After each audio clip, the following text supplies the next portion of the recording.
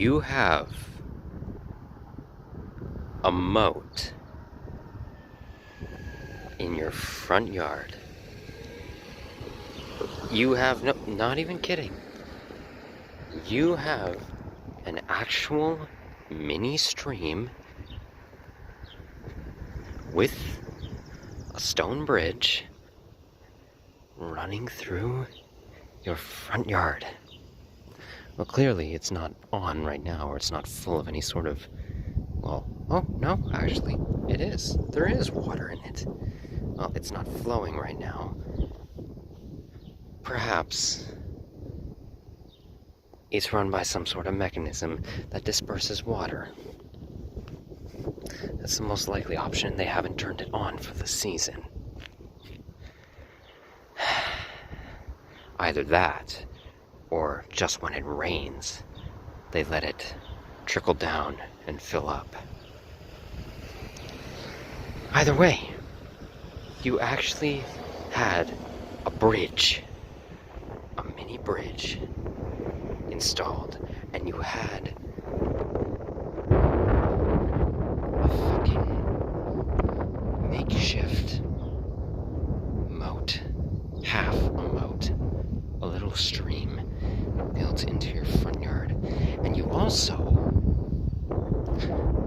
have, oh my god,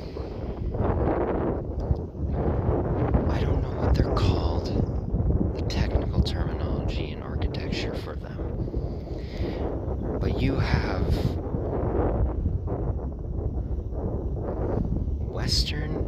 medieval Western European castle tower heads, or half of a castle tower head,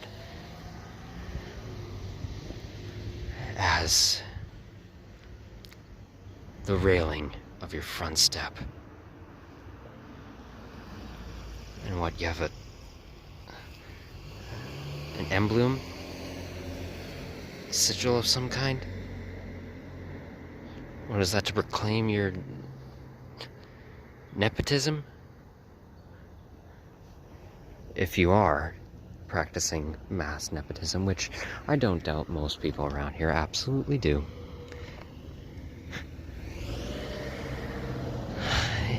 How... This is literally no joke. This is one of the most...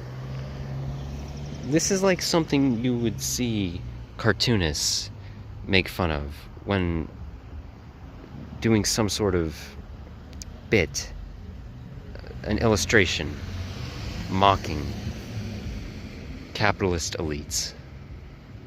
This is literally something you would see.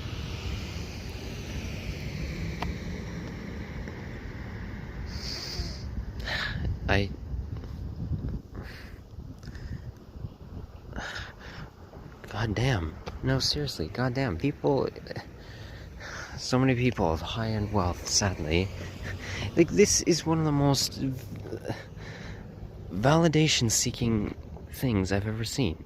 Whether it was by the architect, or if it was, like, just solely from the architect's own wants to show off their so-called skills of crafting, of hard craftsmanship, or if the owners actually specially had it designed, regardless of which one. This is one of the most ridiculous things I've ever seen. No, seriously, why do you not just, well, you have a little stream in your front yard, you've got a bridge, why didn't you just put a drawbridge in while you were at it, seeing as you're trying to go with medieval, suburban, mini castle aesthetic? No, I'm fucking serious. No, I'm actually... I'm so goddamn pissed. Look, yes, it's clear that a lot of these housing structures are very much architecturally influenced by Eastern European, Romanian-style design, whatever the architect was trying to go towards, more of, well, culturally, what is traditional of building structures in that part of the European continent, clearly. But, okay, you want to make an excuse for why you have houses resembling 14th century Western to Central European castle architecture in terms of their just exterior design. Fine, you want to do that? Okay, but it's gone beyond just aesthetic. It's clear that you're also, look at the size of these homes. You're clearly trying to emulate not just the appearance feel of a castle, you're also trying to emulate the size of one in terms of a living space. Which is so unnecessary, because I guarantee you, this entire area in terms of just real estate marketing, I'm sure is just catered. One, it's catered to ultra-rich elitists. And two, I guarantee you, most people living, from what I've been down here, I was down here yesterday. What I saw, most people living in this area seem to only have families of maybe 3 or 4 in one house. It's not like a collective unit of immediate and extended family members are staying in these buildings, or staying in these housing units. It would make it, okay, fine, if you were building a structure like this to house a large group of people, yeah, that would make sense. But it's so clear that's not what they're for. Or not what they're catered to, at least. You can use them for that, absolutely. It would be beneficial if societally, culturally, socioculturally, they were put to that use. And in terms of negotiated trade currency for resource redistribution, if people were able, in mass, to afford it. But they're not. It's beyond stupid. It's beyond moronic. It's so bloody and look at the ridiculousness of this. I mean, it's mini castles. This is the suburbs of Laval. Some of them, ones that aren't more of a castle aesthetic, you can consider them mini mansions if you want.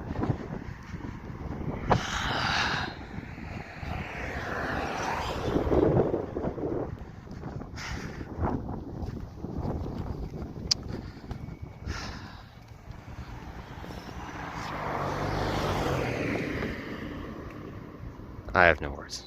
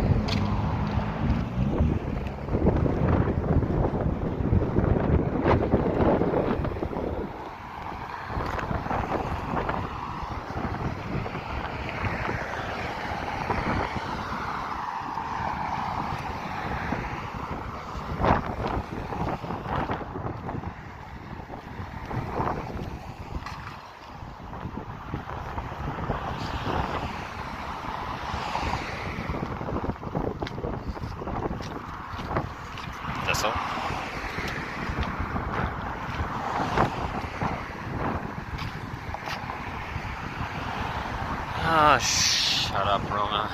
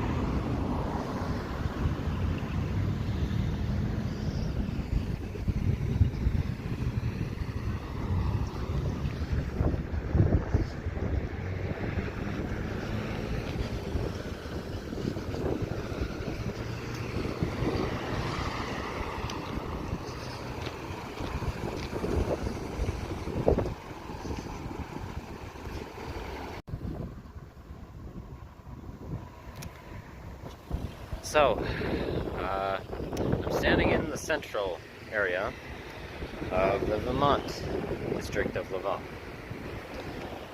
It's, well, as you could have guessed, probably to some degree by this point, it's mass corporate expansionism and gentrification. So, that's nice.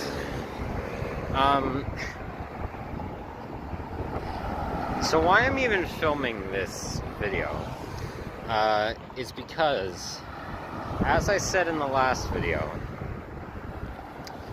part 2 of Exploring Laval, which was supposed to be part 1, at least a majority of the footage that I gathered for it was supposed to, ideally, how I'd intended it to be for part 1. And what was Exploring Laval part 1 was supposed to be part 2. Most of its footage. And then this video, part 3, was supposed to be, after that whole plan didn't work out, this footage, what I had initially shot, was supposed to be the second half of Exploring Laval Part 2, if I could fit it in. But that didn't end up working, because when I tried exporting it and editing it, the video ended up being nearly 5 hours long. So, and the only and any of you out there who are subscribed to my channel, the whole 146 of you by this point, thank you, all of you who genuinely actually enjoy the content and try and learn something from it.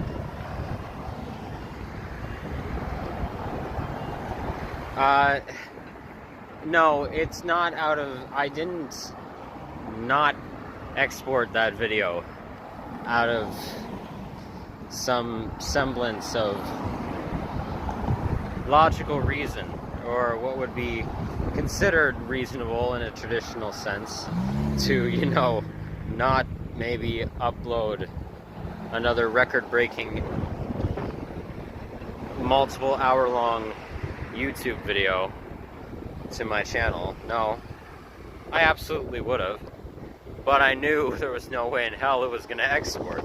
I do not have that amount of storage, despite what some of you maybe are thinking.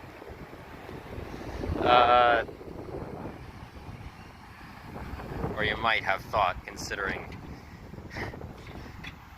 how often, on literally a regular basis, I'm able to upload hour-long videos at a time. But no. So I then tried cutting up the footage that I had shot for what was supposed to be the entirety of Exploring Laval Part 2. Seeing as it wasn't going to end up being Part 1. And the only reason I actually uploaded the video of me exploring the exploring burnt abandoned house / former restaurant, housing unit 265 on St. Rose Boulevard, and showcasing heavy evidence of insurance fraud that could have occurred to some degree there. And the only reason I uploaded that as Part 1 was because I knew that I was not going to have enough storage for gathering footage for what ended up being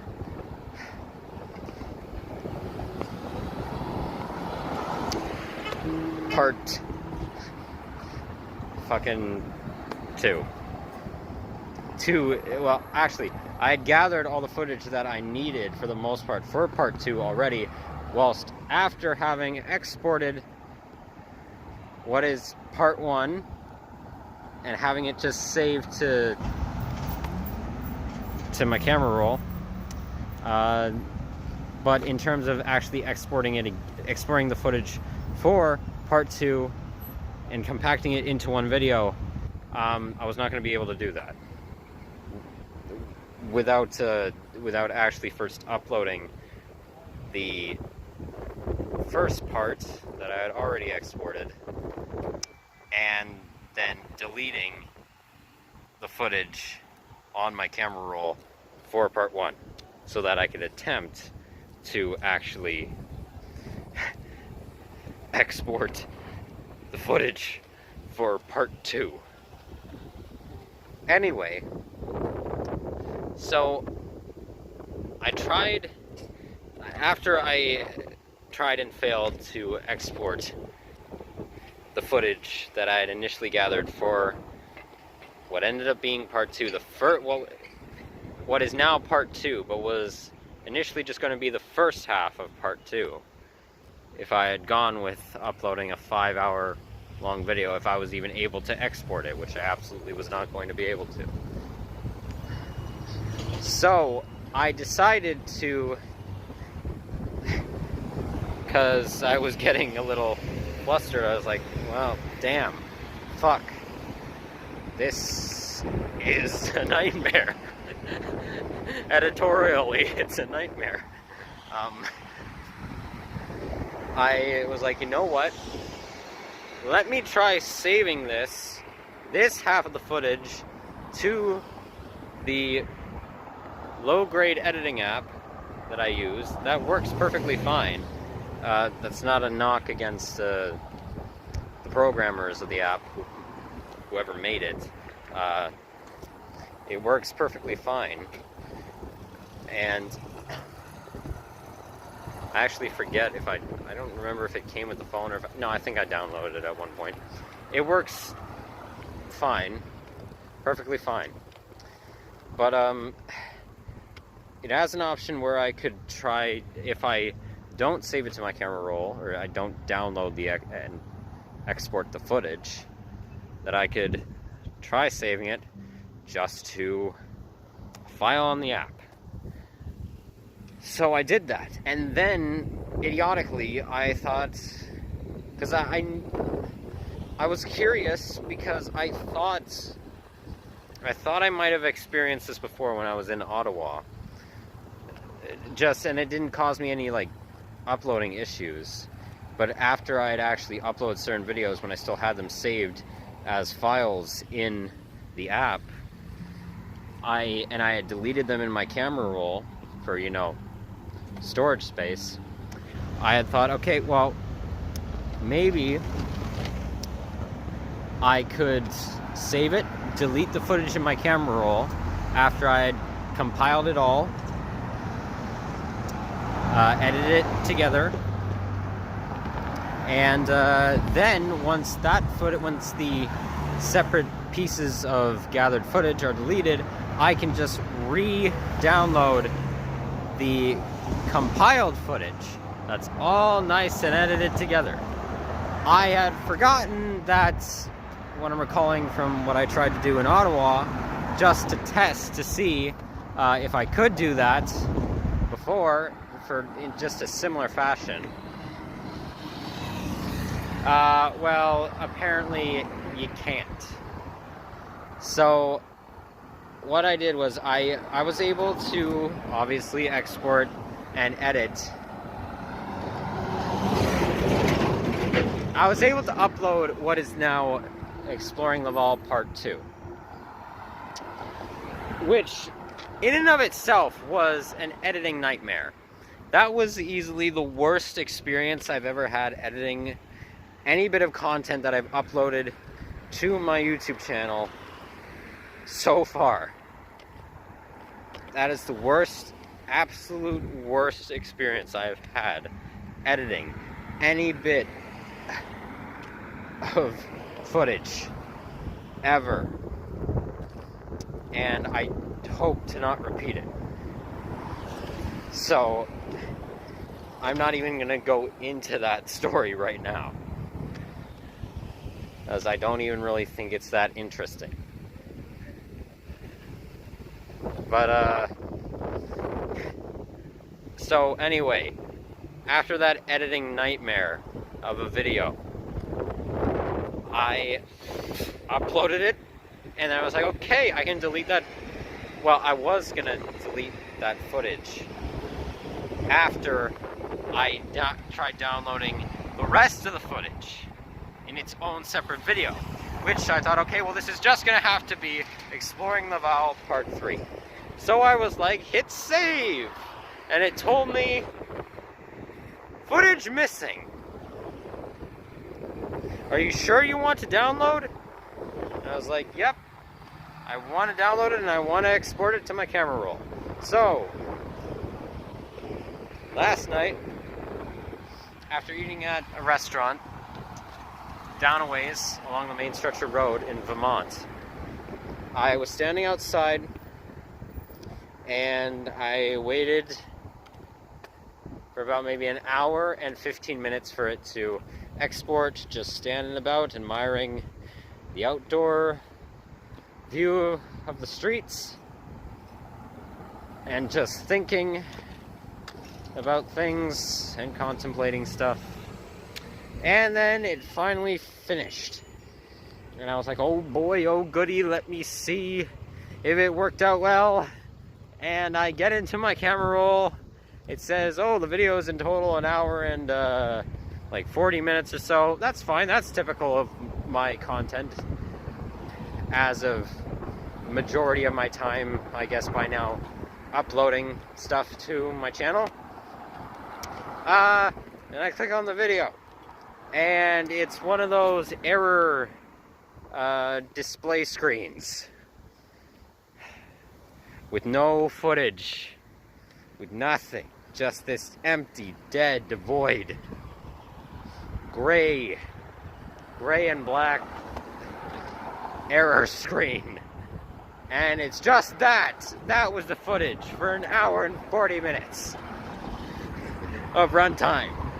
And I was like, nice. That was a nice use of my phone battery. Granted, I was charging my phone with what charge I had on my portable charger, but still, it was a nice use of my phone's energy.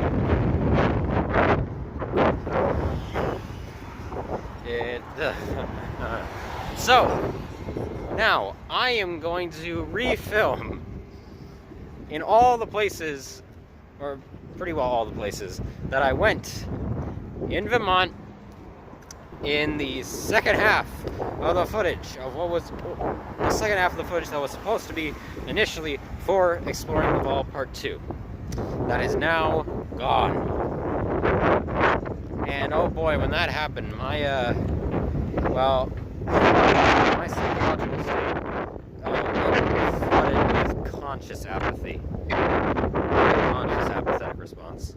It was disappointment, dissatisfaction, and in relation to my internalized aggression, I was very much just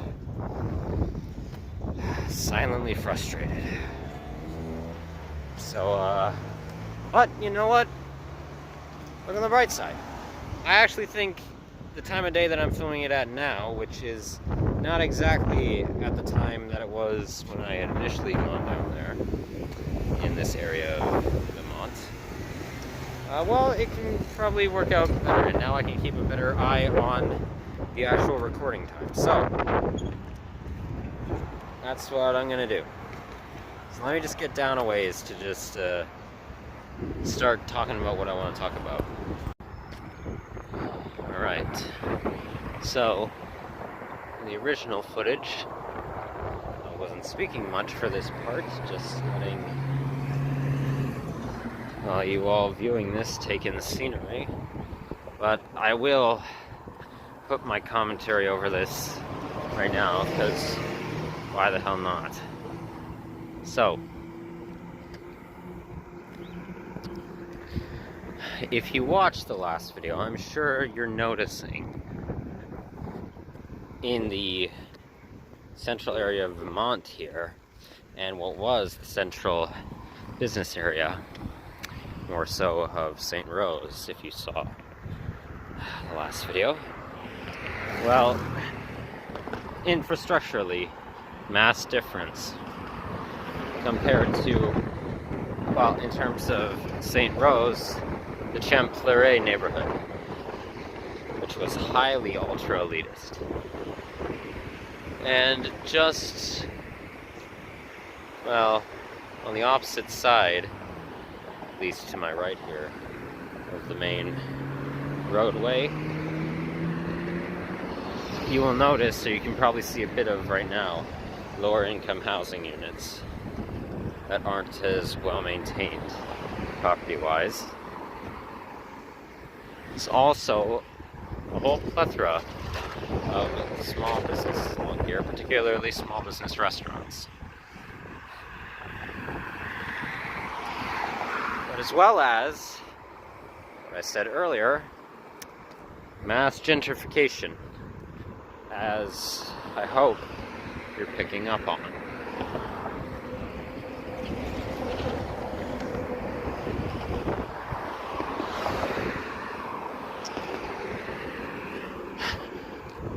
So, here's what I want to actually more so showcase in this video, because, well, I don't think I showcased it very well in the last one, even, well, with the footage that made it into the last video. Okay, that bus sounded like it was farting too. I remember in one of my earlier videos, in Ottawa, what was it, part 7? Yeah, it was part 7. Bus sounded like it was farting. I don't know what digestive motor oil upset they're having, but I hope they get it cleared up.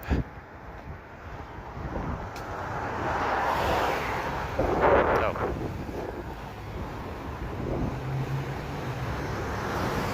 Hello. Okay, goodbye.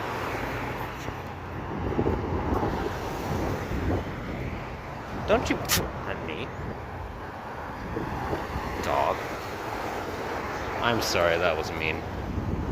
I don't know you, you don't know me, and I hope you have a very nice enough life with your owner.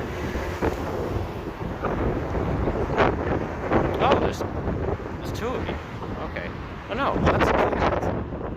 Is that a cat? No, that's a dog. I don't know. I'm sorry, I don't mean to be racist. I mean speciesist.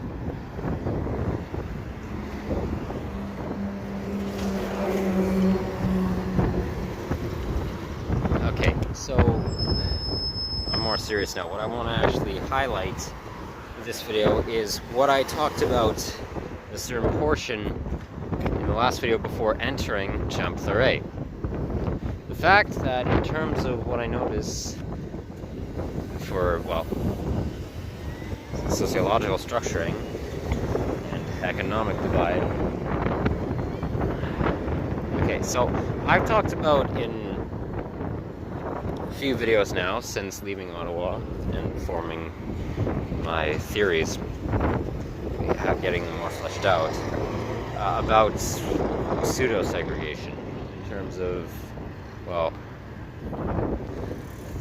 half-measure attempts at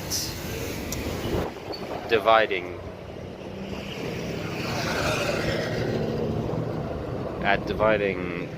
communities from each other, mainly from corporate land developing companies and real estate agencies that sell the land, and just general, well, landlords that may actually hire out varying development companies and construction companies to put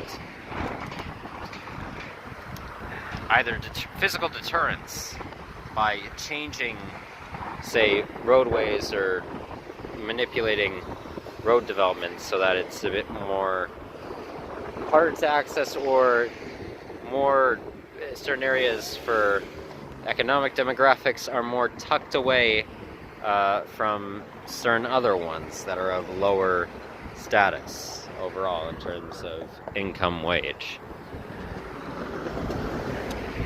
And that is very apparent, as far as I'm concerned, throughout all the places I've traveled in Canada so far, and from my own research, what I see of a lot of other parts of the world, many other parts, these half-measure attempts at segregating.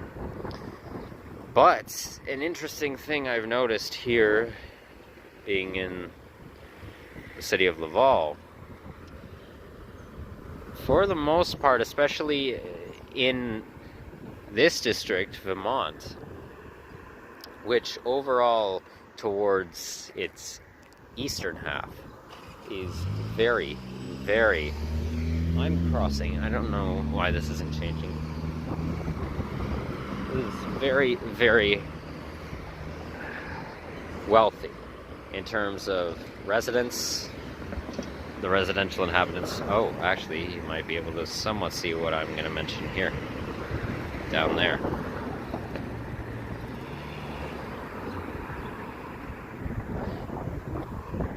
Maybe somewhat. This could definitely count still as pseudo-segregation. But here in Laval, in portions of the city where I've traveled to so far, what I've been observing is, well, basically, it seems that the land development companies for the city, or what have been the land developers, or have had rights to various areas in terms of property, and have been heavily involved in its further development in terms of construction and just communal building for business centers, just office buildings that are rented out by different corporations or smaller businesses, or for actual residential living. Well, they just don't, in areas, they just don't seem to give a damn to even try to pseudo-segregate. They will just literally, there are parts of the city where it's an immediate divide between, say, high-end wealth income to upper middle class, and standardized to lower middle class, to even at points downright very much seeming to be impoverished housing units, or those who are taking up living space in a certain unit. And by immediate, I don't mean like, oh, a few blocks down. I mean even so much as like next door neighbors.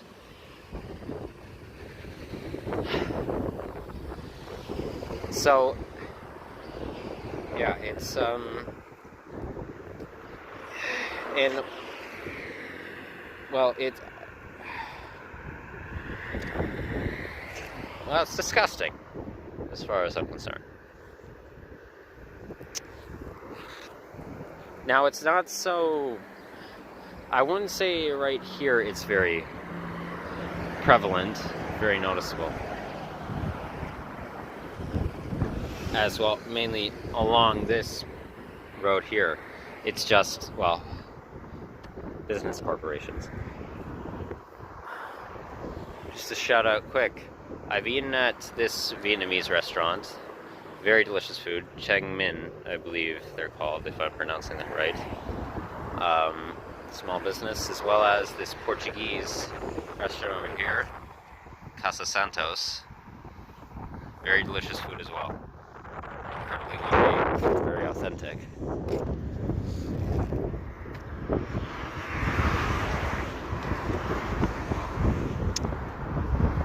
And sadly, even down this way, well, you can obviously see gentrification. The Coach Yard convenience store is right over there, and literally right next to this row of all singular businesses, small, mainly restaurateur businesses. Oh, you got fucking Pizza Hut over there. And then just right over here, in terms of moderate, you got Benny & Co. Because why not? Because corporate executives will jump on any chance to siphon away profit from the community. Okay. So, what I want to showcase in that video is the drastic, like, immediate divide for the most part. It might be somewhat hard to tell at points, but there's specifically one road that I passed. Actually, it was literally right by the main intersection that I was just standing at when I was giving my whole speech about what an editing nightmare the last video was. Well, there's an absolute immediate divide that's very, very visible, and I want to showcase it once I get around that way. But I also want to show this, because in the last video I got footage of this apartment building that I don't know if you maybe, just get out of the way of this car, or maybe not because they're turning. This apartment building behind here, I showcased it for a brief moment in the last video. As you can see, it's burnt to a crisp, with very much internal structural damage, and as well as, unlike house 265 in St. Rose, it has quite a bit of external damage as well. Not so much on the brick, well, exterior of the actual building, but, well, in terms of whatever wooden bits were used for its development, or maybe even just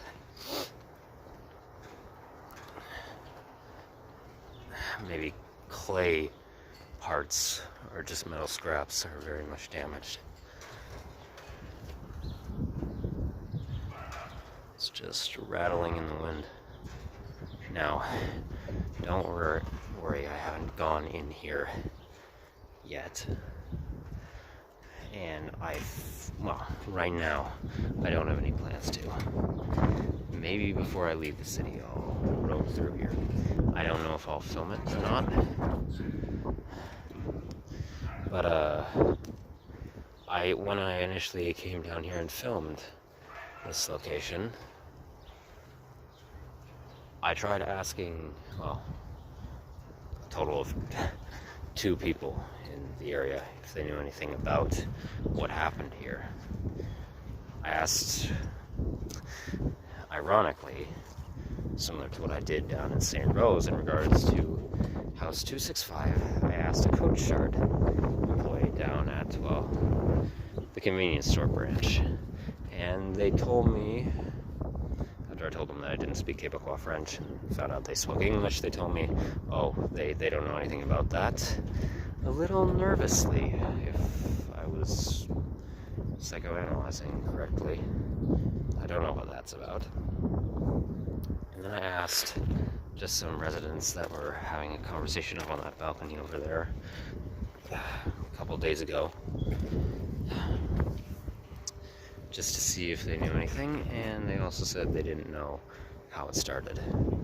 About like this. They told me it happened about maybe a year ago or so, but they didn't provide me more information than that. But, well, it's tragic, one way or another, as far as I'm concerned. And it looks like there's been no effort by, well, the tech expert in location, if they're the development company of, well, the actual building itself, or if, whatever this company is, they were just hired out by the owners of the apartment complex to just clear it out, I guess. I don't know. I don't know anything about how it started. So, and given I don't know in terms of just this specific area, communal affairs and any sort of, well, crime-related affairs, I don't know much of the local ongoings in this specific part of Vermont. So, I'm not going to make any sort of guesses right now.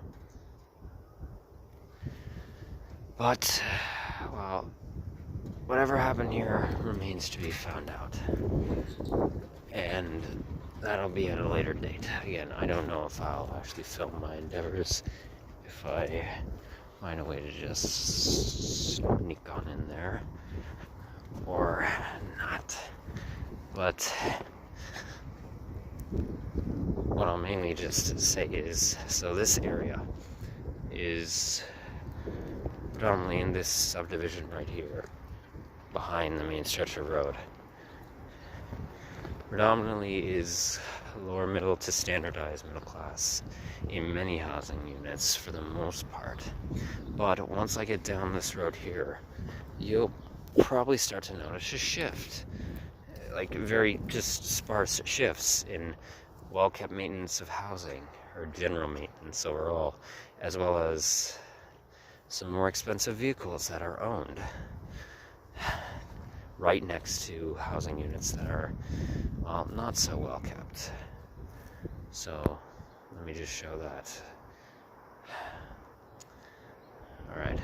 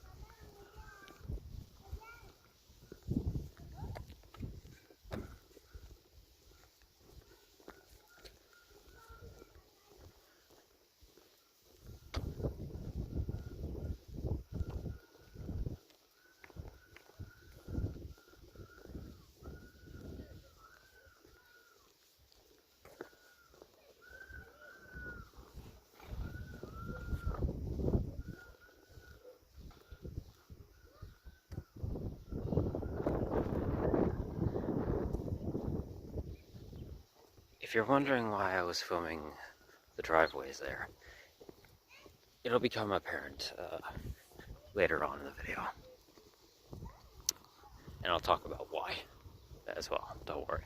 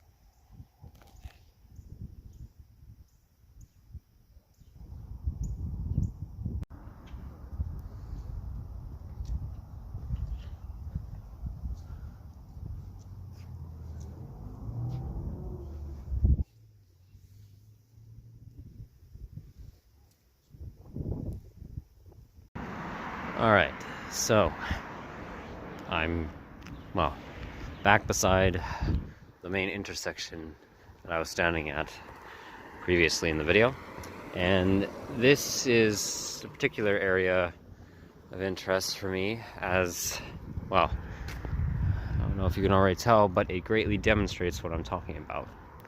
So, from what I've observed from being in this area for a while now, these buildings along here, these apartment complexes, very clearly are underdeveloped and not as well maintained. And the residency seems to be, again, of very much lower class economically. And, bonjour.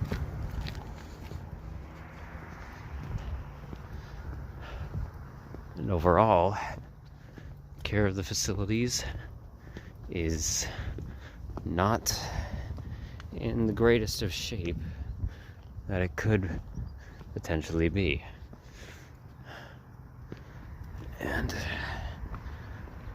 last time I was here, I got a bit of a look from over on this side at, you know what, let me get a better look at the parking area for these buildings. The actual courtyards themselves are fine enough maintained, it looks like. Nothing no real issues with it. But, okay, yeah, the parking area is not what it could be. A being it, well, compared to what's over there, there's no shelter from weather elements, but well, it's not the biggest issue if the cars can withstand it. Just in terms of, yeah, it's just a general parking area.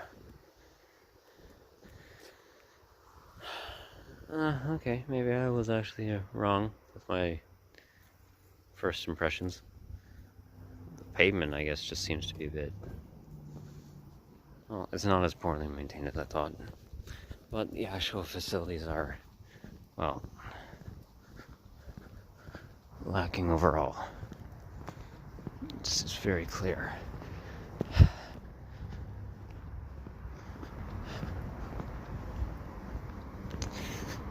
But as for their neighbors, well, the same cannot be said, as far as I'm concerned.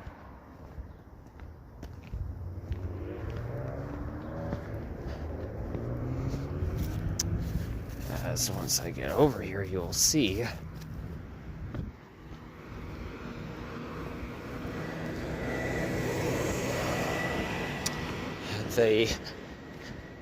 These two buildings here are, well, mini condos.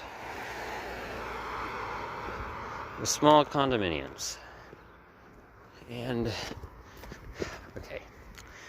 As for, let's just look at the lawn, first of all. I don't know if I would call that an attempt at pseudo-segregation. Okay, clearly it's not a naturally occurring tree formation, obviously. Clearly they were either planted like that, all nice and neat in that row, or there were obviously trees there, well, in this area before, and they were chopped down, and those were just left for either decorate. Well, my main guess right now is that it would be for decoration, because if that's an attempt at pseudo-segregation, including the hedge there, from, well, their literally adjacent neighbors, well, that's a pretty pathetic attempt. Granted, as far as I'm concerned, pseudo-segregation in and of itself, in terms of geographical structuring, is pathetic as a concept, and also obviously, well, they don't deter someone like me, and they don't. That's why I call it pseudo-segregation, because it's half measures. But if that is an attempt at it, it's a piss poor one. But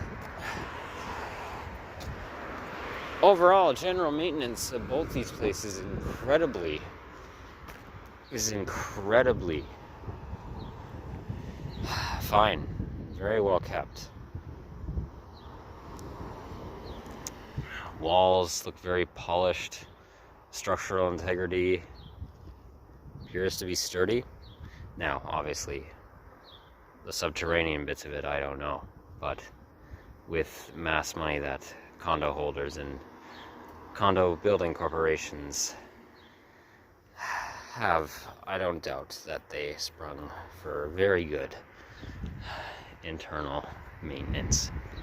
And paint jobs, nothing seems to be chipping.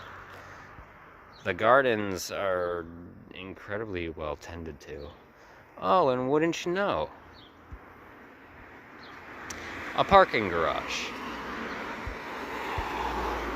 Yeah. Oh, and don't worry, the first time when I initially recorded this footage, I didn't know if that garage entrance was just for both the condos. Well, no, this one has its own separate one. Well, if my slow ass walking will ever get there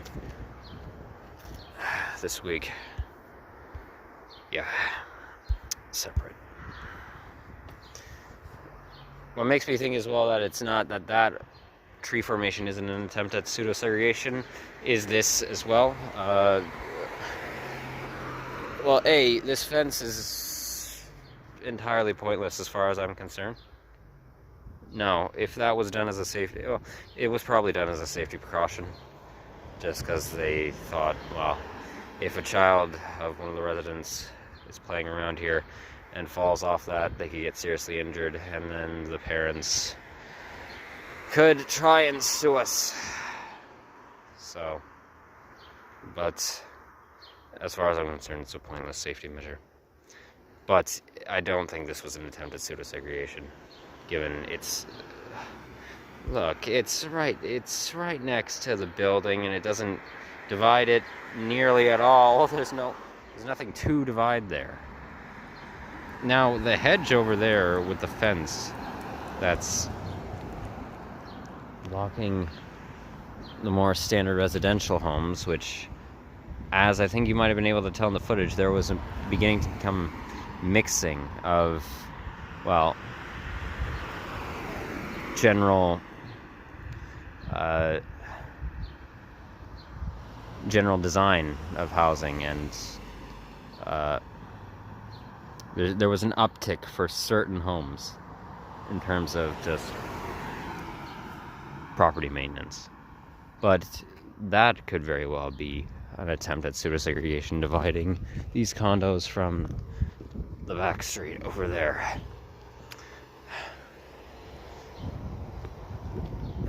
And as I'll show in a second, on the road across the street from these buildings, that's right beside that small business cafe, going from... Okay, so this road runs all the way down back to the hospital, Cité de la Santé, to the road that it's on, to the very high-end, wealthy, elitist area, and this road turns into very, very expensive and very lavish housing units. Don't worry, it does. As I think, okay, here's another example. You can see an immediate divide, immediate shift in general structural care of living quarters. And you can even notice it here, I'm sure. As I will go down this area here and into a neighborhood that's on the opposite end of a small hydro field,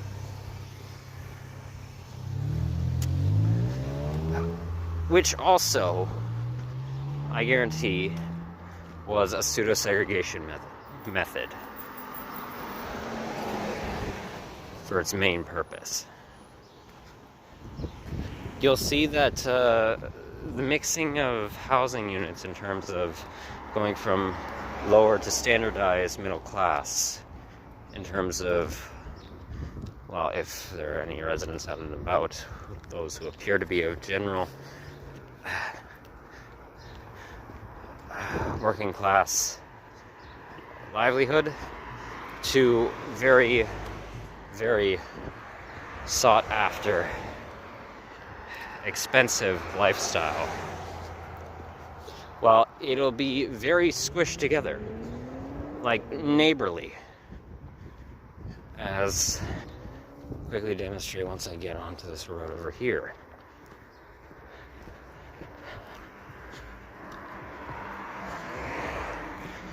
Now again, I'm going off of the maintenance of the place. The place is. And in terms of the owners of said, well, those who are living in the spaces, from general physical amenities and, well, certain ownership of items, from what I can tell, especially in cars, and quality of them. Because I have, obviously, as I said when I was exploring Gatineau, I've changed my stance on, see, you can actually see it here. Look at this house compared to its neighbor. This one, okay, this one's still well enough kept, but not compared to that, as well as this. Interesting rock garden, though.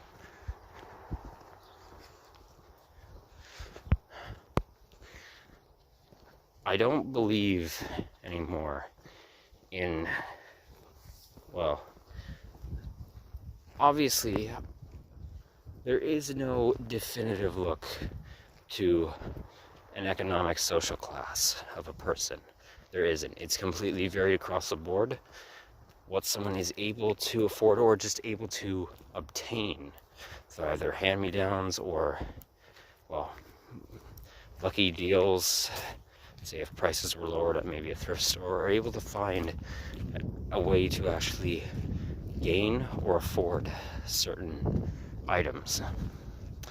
Obviously, there is no definitive look to being homeless, to being of standardized to lower middle class. And there's no look, as far as I'm concerned, there's no definitive look to being wealthy. Now, that being said, there is, as far as I'm concerned, by this point, and this is why I talked about this in Exploring Ottawa Part 5, I've changed my opinions, or well, I've elaborated on my opinion of, well, this subject.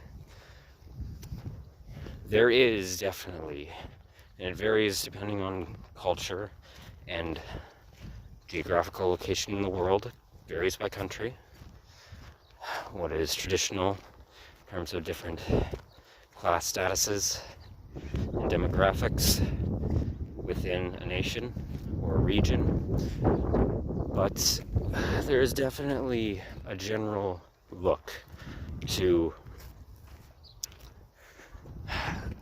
social statuses and demographics in terms of economic income to a certain extent. Because, well, sorry to tell you, fashion is a part of, well, tradable resources, and we use financial currencies as trade negotiation. So, what you have in terms of, in a capitalist world, what you're able to obtain in terms of private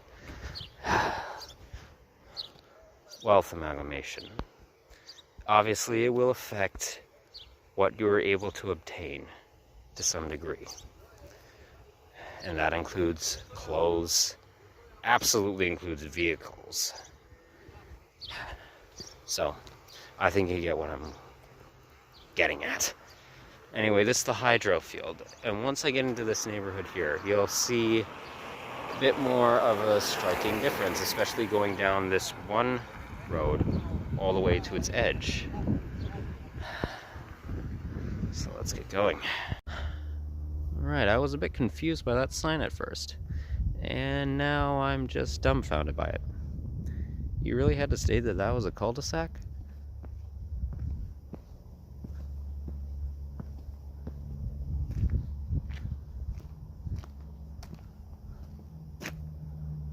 It's right there. Anyone driving to get onto this road, or coming from this road down this direction, can see that it's a fucking cul-de-sac.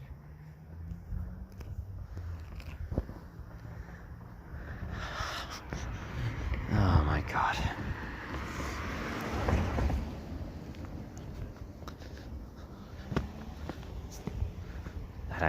That barely counts as a cul-de-sac.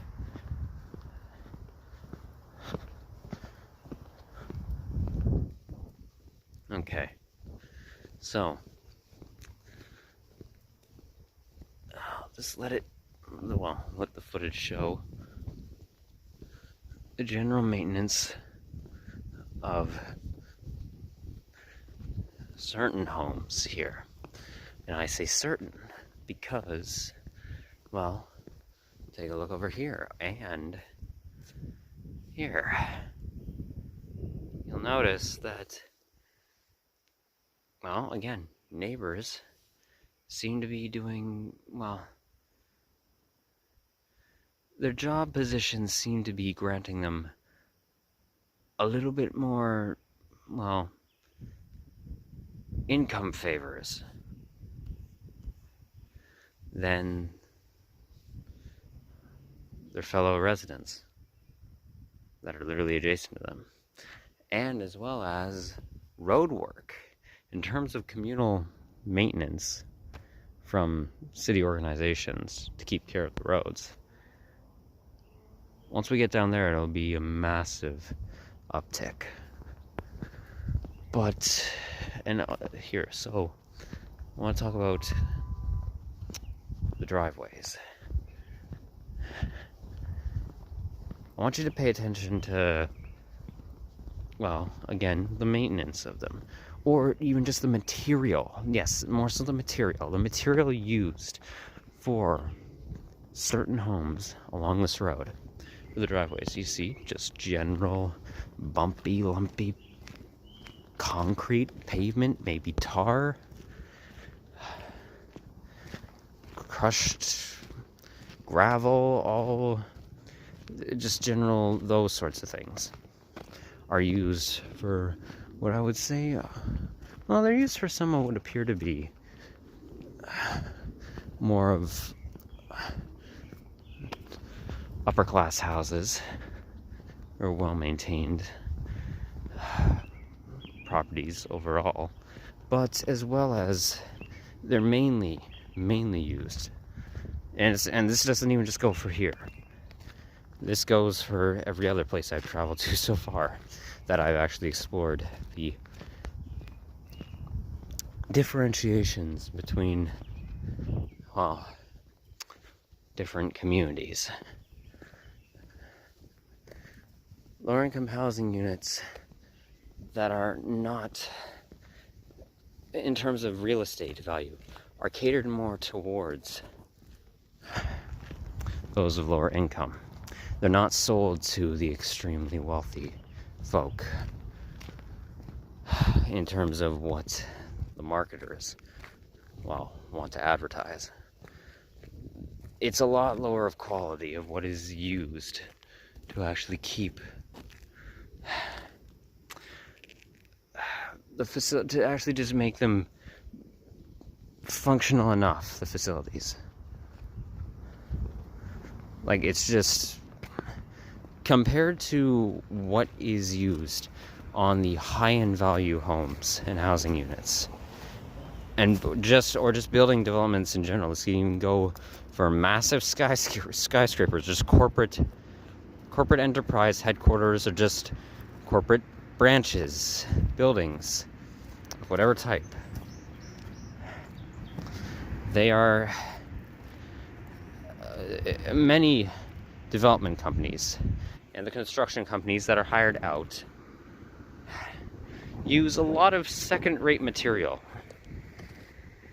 that overall, in terms of health, physiological and psychological health, as they both affect each other,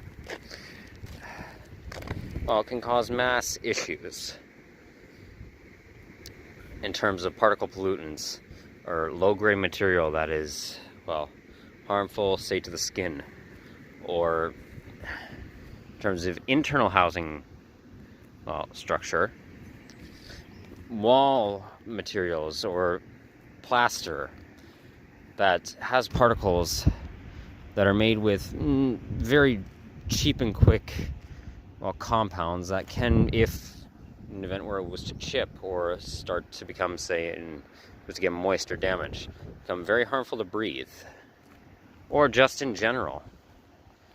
Maintenance isn't kept up with a place for most of these housing units that are tailored to lower income, well, residents.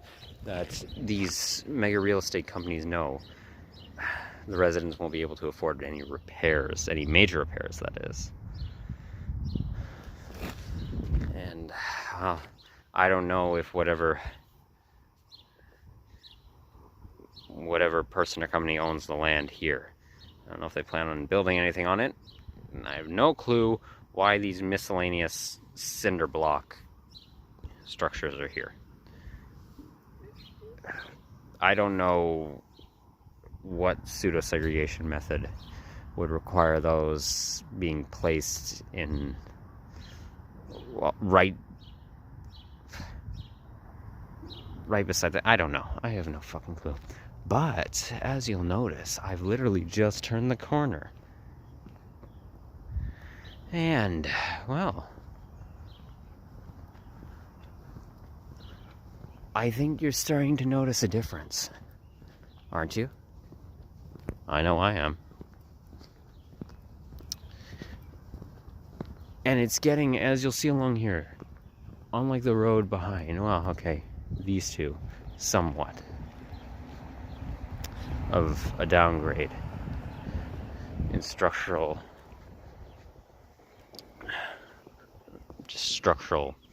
care. But overall, you'll notice less and less mixing of housing units compared to down that way. They're still there. And once I get down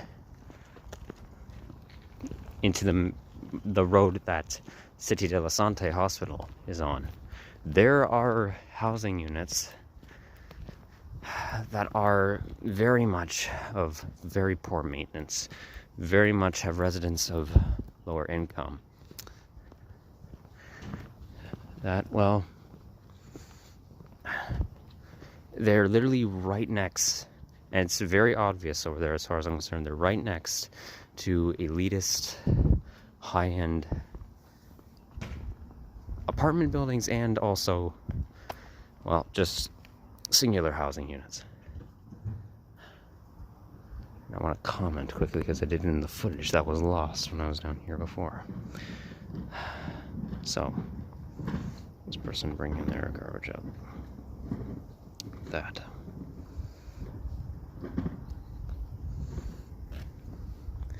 And somewhat that, but not so much them as that house over there. Why? I don't get the design of why that light fixture pole, that electric lantern, the light fixture, I don't get why the pole is in the cement beside the edge of what appeared to be the cement slab. That, I guess you could claim it's to light up the driveway like this one is here.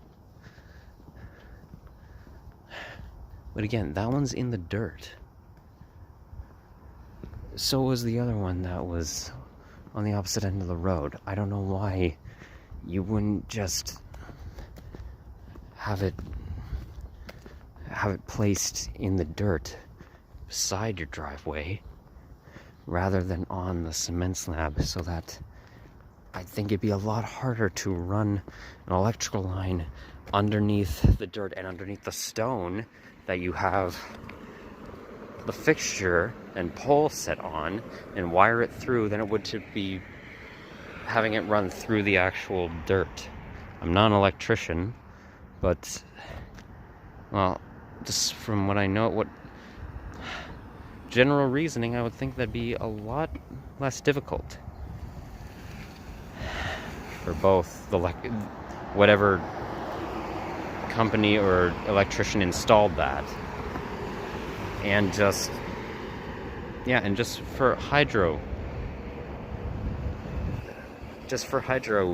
connections. I will say that cherry blossom is very pretty.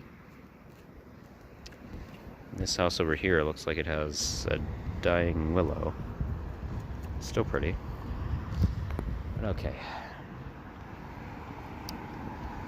So here is another major roadway. It goes back to, well,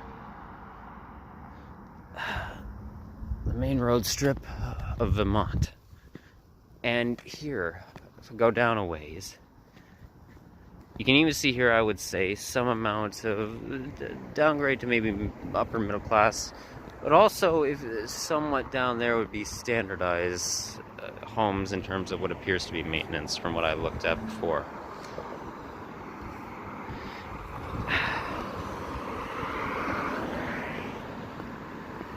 But, well... Oh, well, that one actually there, yes, you can consider that to be rocks in my mouth. That tastes nice. It's a bit of a downgrade.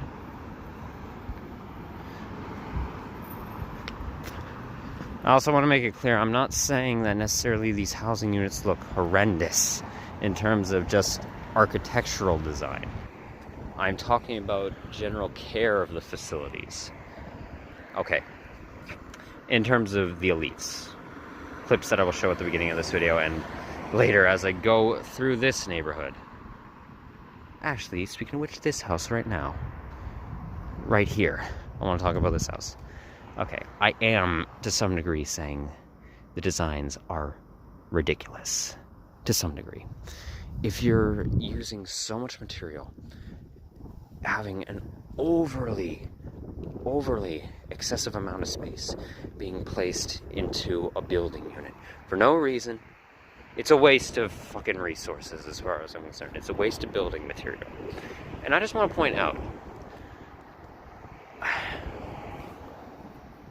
I don't know obviously who the architect or the architect and the architechnologists who made this were.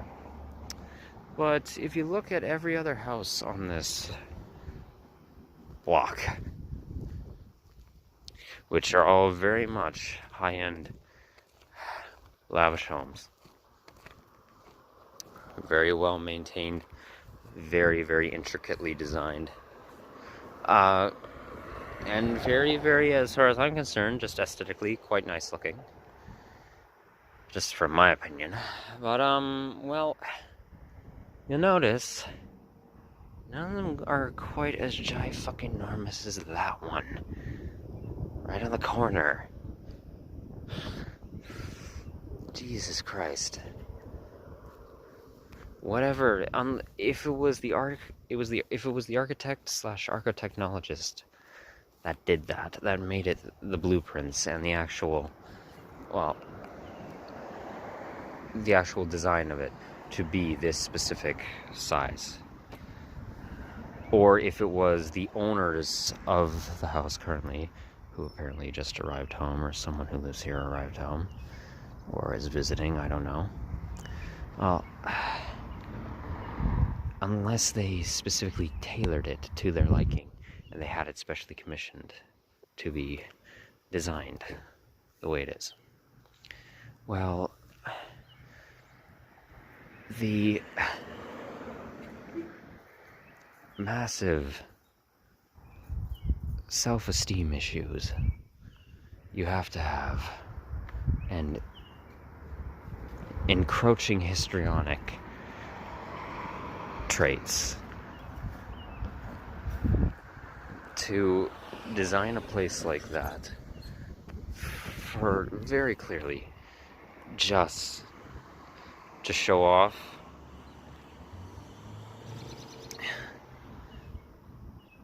if it was the designers, to show off your skills unnecessarily, and if it was the owners, to show off your living quarters. Well,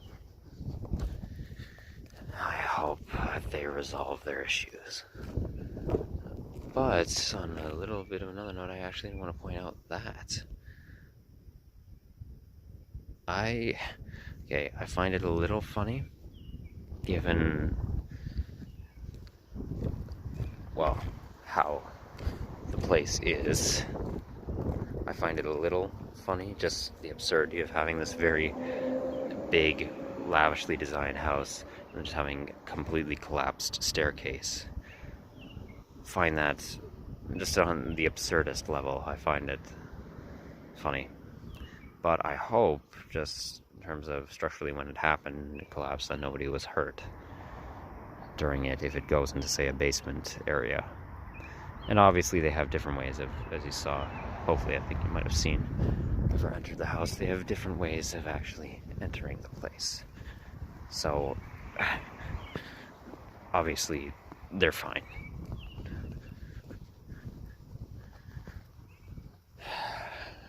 Okay.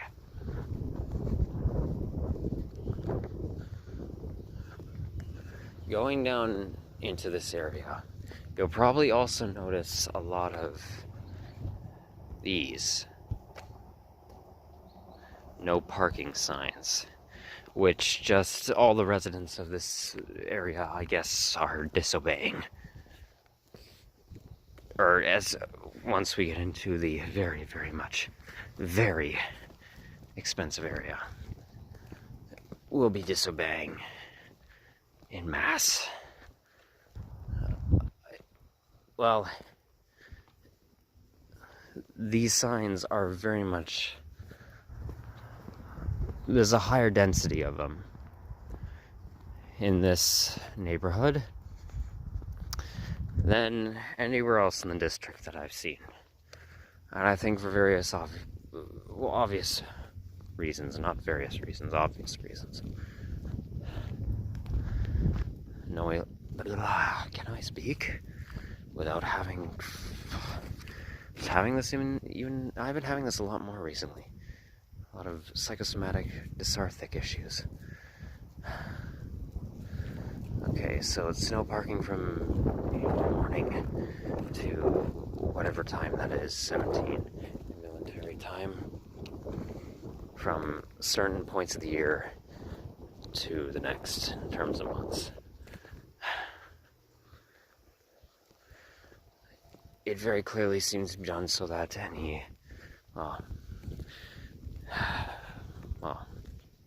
to deter loitering, obviously. In terms of why wanting to deter loitering, well, I know why it's put in place, why the concept exists in the first place. You know, why it's put in place at other, say, in corporate world, the direct corporate world, business branches, to deter homeless and those who are in rickety financial and rickety housing situations from staying on the properties and scaring away potential customers and buyers. As for here, well, maybe considering the mingling of the nearby subdivisions in terms of net income, well, it could be to deter anyone who might not have a, well, really immediately available parking facility for their vehicle. It might deter them from thinking, oh, I'll just park my car a few blocks down, and then in the morning I'll go and walk to it, because I don't have any other place to set it as of right now. As, well, if there is issues with certain residents parking on their own roads. I'm not sure entirely of that, but if there is, I'm saying that's one reason that it could be.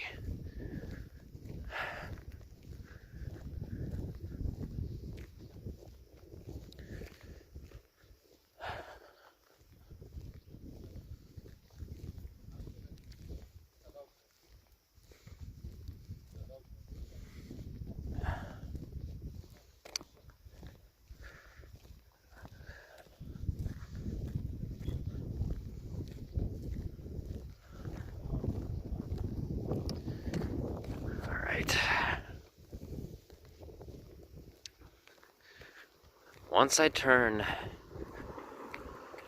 right here, Berthaim Rue, or Rue Berthaim. I believe that's how you pronounce it. And then I make a left up there, and then another right. Well, the mixing in this portion of the area, this subdivision, has very much clearly stopped. It's gone to upper middle class, and a fair amount of very much expensive, highly expensive housing units. But once I enter down there, well, it's gonna take a massive uproar in terms of finance of the residents. It's gonna, like, well, compared to here, even compared to here, which is already a massively, massively wealthy neighborhood, it's gonna take a massive uptick. And it will be, as far as I'm concerned, really thinking about it, and how now me going through this area quite a bit, even amongst elites, it's night and day. So, yeah.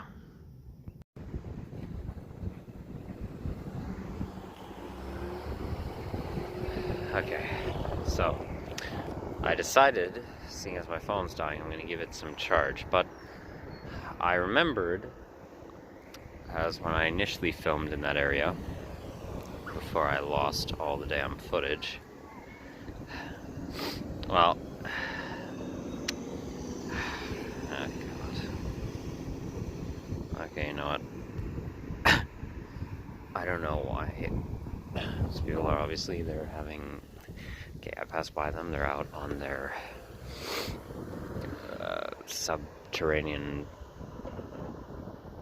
their half underground deck, and they're cozy, covered up in blankets, and drinking wine, red wine. Obviously, I don't know if that's just a cultural practice that they typically do, or, well, if it is a cultural practice, if it's out of a snobbish tendency, I'm not sure. I shouldn't be, no, yeah, that was idiotic of me. I shouldn't have made a judgment on that. That was, well, that was prejudice of me. Anyway. There's some foolishness in that subdivision that I want to showcase at night when the lights, the exterior, what exterior lights many of those housing units have, once they come on. And also, I'm gonna loop back around in the nightly hour just to the hospital at Cité de la Santé. God, my wording is not great these last few days.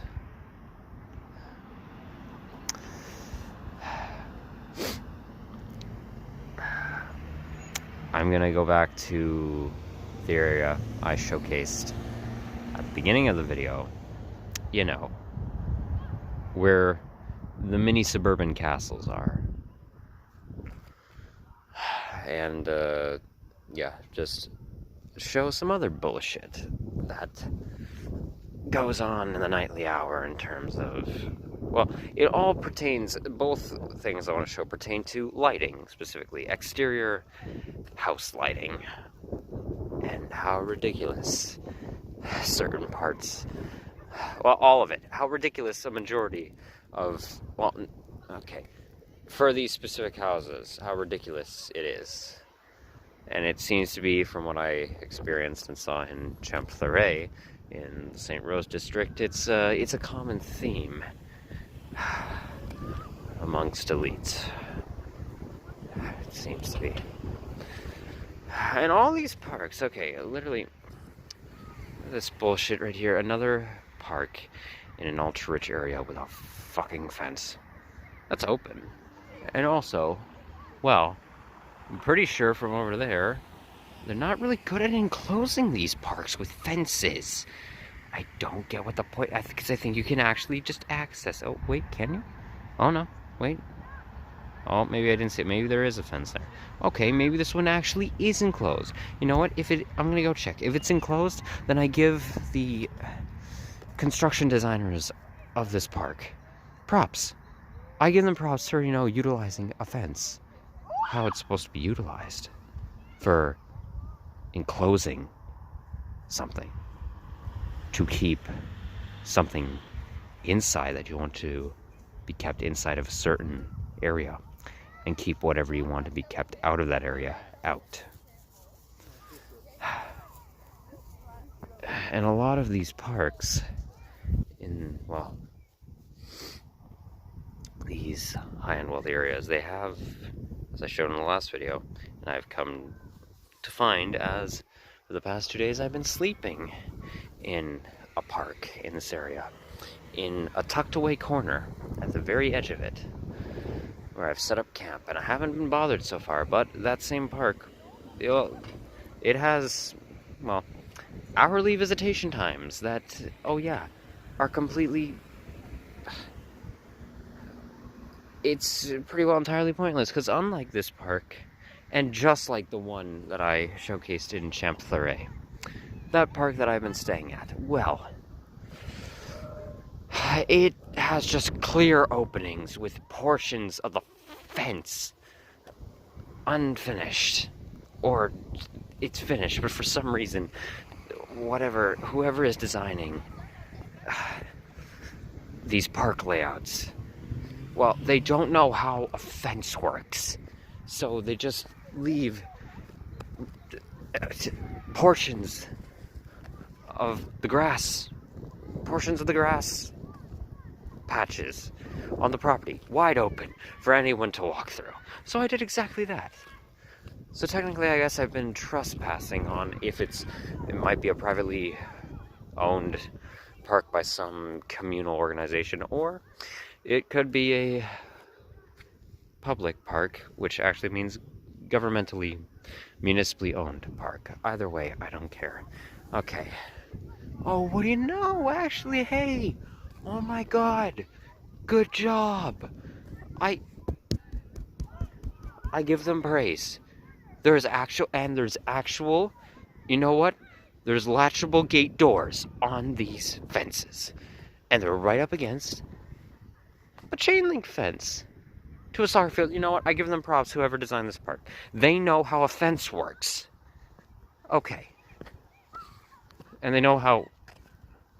Okay, I don't think there's technically really a big distinction between fences, unless we just count wooden, structurally wooden or chain link material to be fences, and these metal designs, these metal bars and poles to be gates, but I use them interchangeably. Okay, I'm just gonna let my phone get charged, and I'm gonna enjoy swinging on these swings, because I want to soar through this blustery, chilled, early summer air. Because why the hell not? Okay. I am back on, Marseille, I believe it's called, road. So from where I was earlier in the day, when I was in this subdivision, this portion of the neighborhood is around the bend from where, I was in the clips before when I was here. And I think you can tell. We have gone in a complete upward swing in terms of housing developments. Oh, and let me just point out the driveways again. for you to take notice of. These incredibly pricey houses have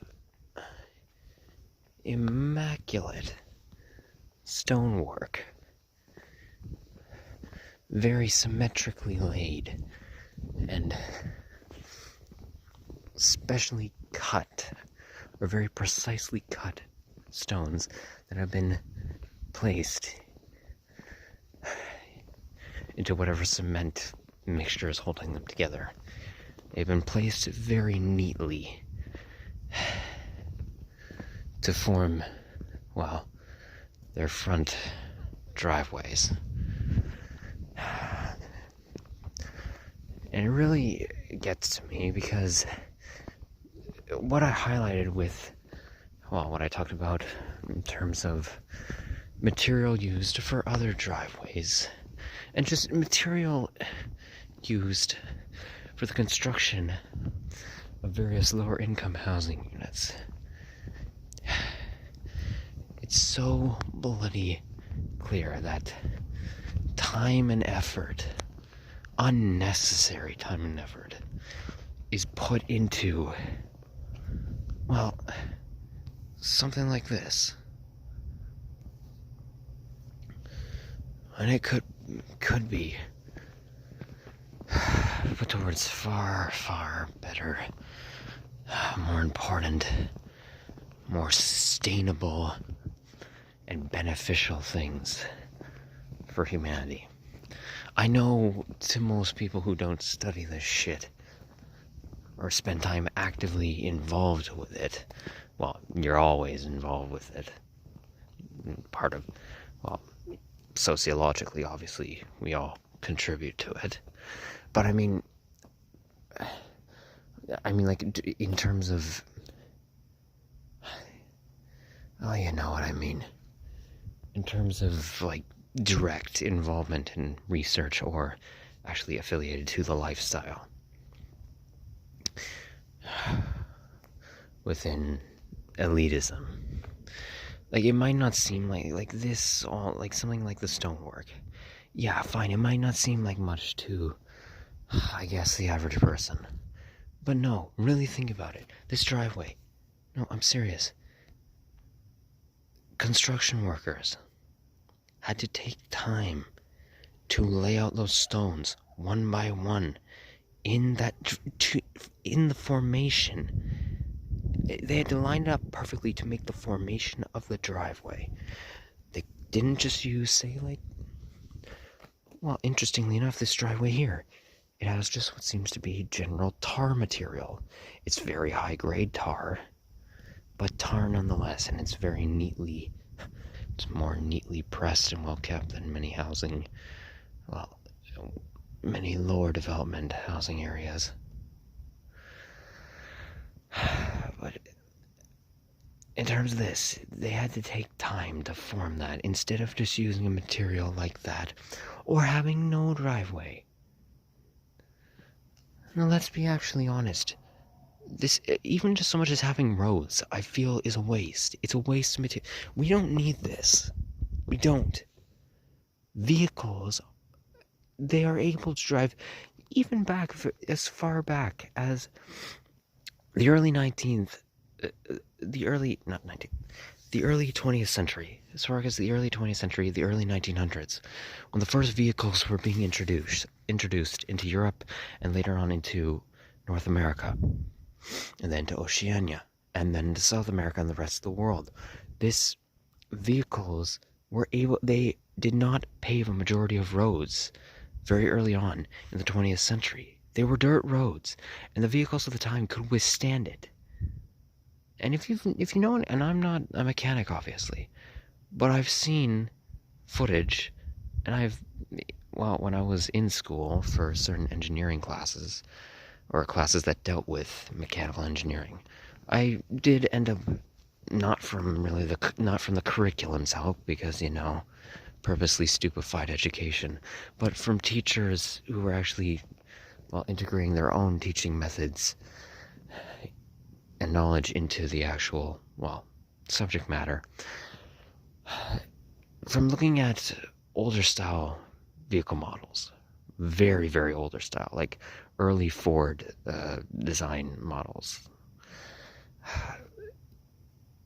if they could withstand the gravel road, well, then the modernized vehicles that we have today, despite having far too many of them, as far as I'm concerned, because, here's another theory that I wholeheartedly believe and have talked about, that I proposed. Well, this one I didn't entirely propose, but outlined further. The lie of constantly needed technological advancement.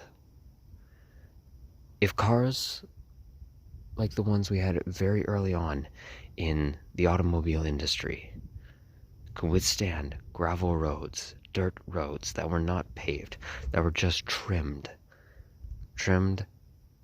and kept somewhat smoothed out, so that the cars at the time, their wheels and mechanisms, could withstand it, well, then these ones absolutely can withstand dirt. There does not need to be constant factory making and mass production of tar and gravel for road production. It does not. I guarantee it contributes to the mass CO2 emissions into the air. Without a doubt.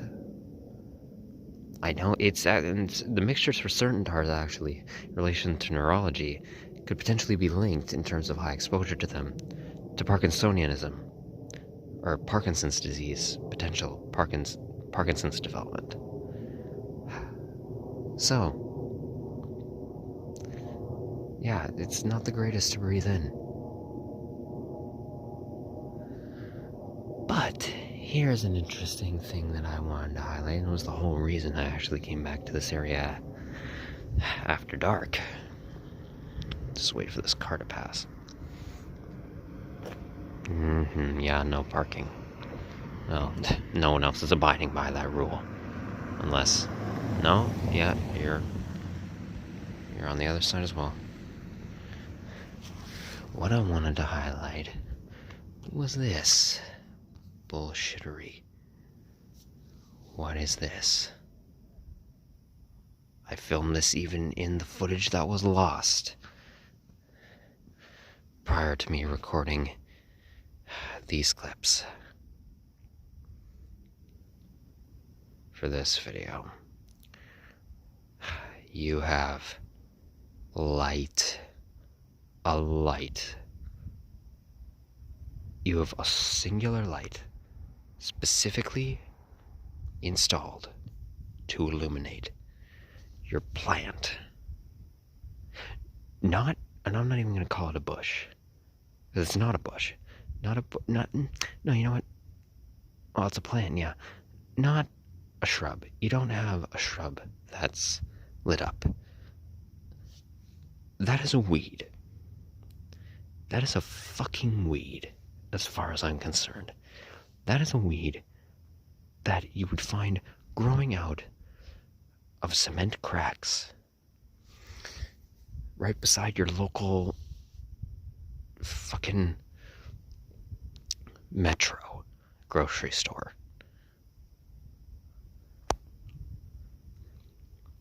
Like all the other dandelions that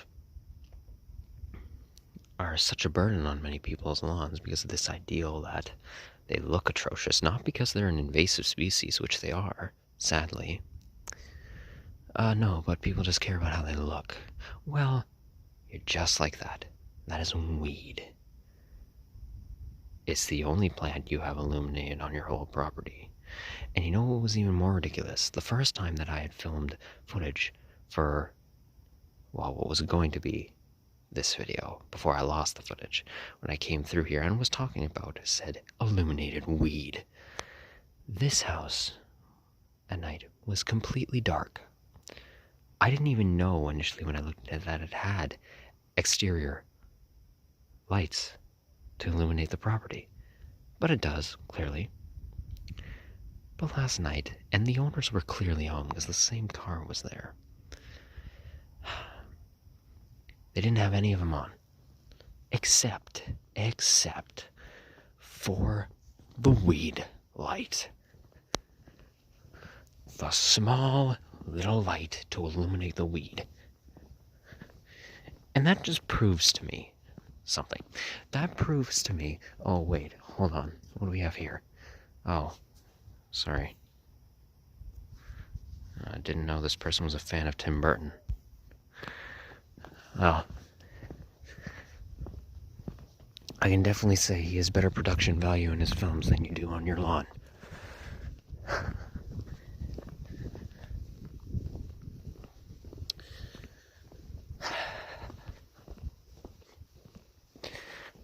That proves to me that you care about flattery.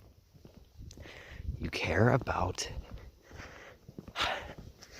receiving social praise and validation. You're attention-seeking, clearly.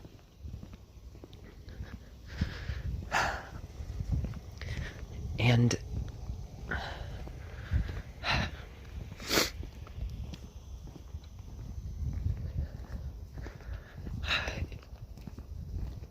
it's so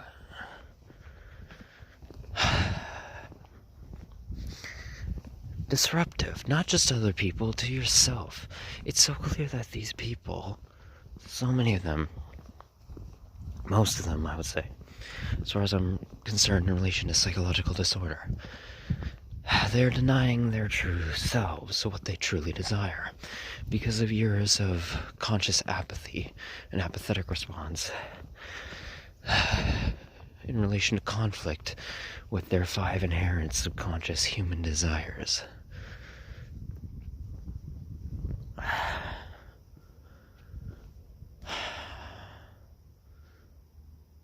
Well, these houses are the biggest of them all in this area, from everything I've seen. On this one little court. And why the hell you need 2 of these signs, no parking, on the same pole, right in the smack center here, is beyond me, and I don't fucking care by this point. It's ridiculous. These are to the length of, in terms of size, that the actual housing units take up, it seems. Well, mini mansions, yeah, I think that's fair to say. And again, architecturally, just in terms of aesthetics, it looks very nice. I can definitely tell that, well, this whole area by Cité de la Santé Hospital seems to be very, well, Eastern European, Romanian or maybe Moldovan even, architecturally inspired with some Gothic influence as well, certain homes.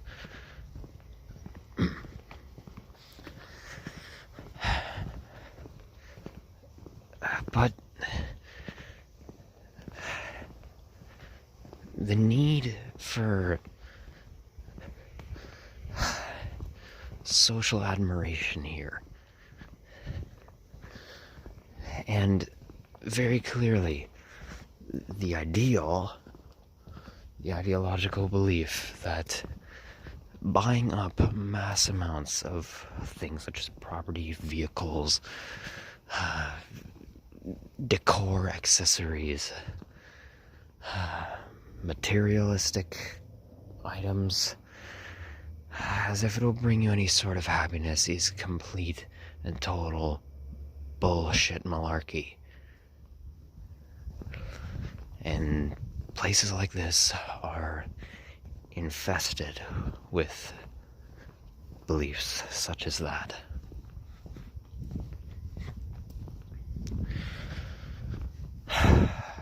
It's a lie and a delusion that has been perpetuated throughout history, sadly, because of, well, unfortunately, ideals that took off because of, well, it had to start from somewhere. Somebody gaining psychological trauma and becoming very much externally self-centered and antisocial. And, well, things caught on culturally and ideologically, specifically in relation to it spreading out of Western European culture, sadly, far back many centuries ago. And, well,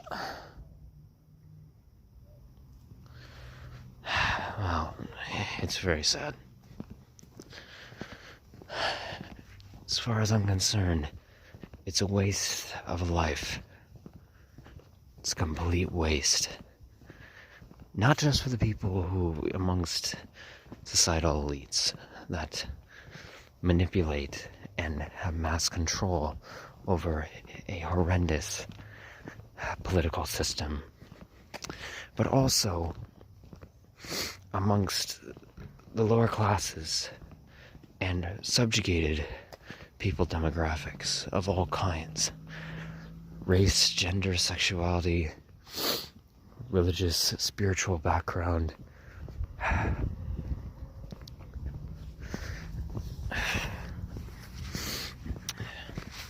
Physical capability.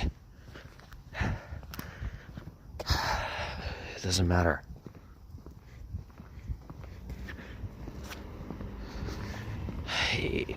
This idea of wanting, of how it's perpetuated by, sadly, a majority of people with livelihoods, such as, well, these fine folks here. This idea that amongst the lower classes, that is what you should strive for, is only perpetuated to keep filtering money and to keep filtering money towards their lifestyle. It's not meant for you. This fascistic system is meant to separate lower financial incomes from those of higher financial incomes. It's meant to keep those people as higher financial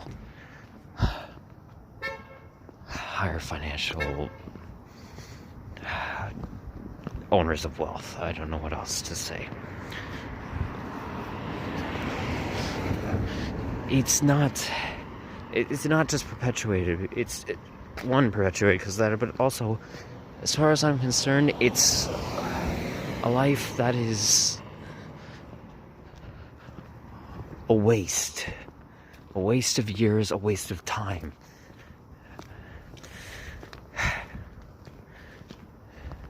Human beings were not meant to fight and stress over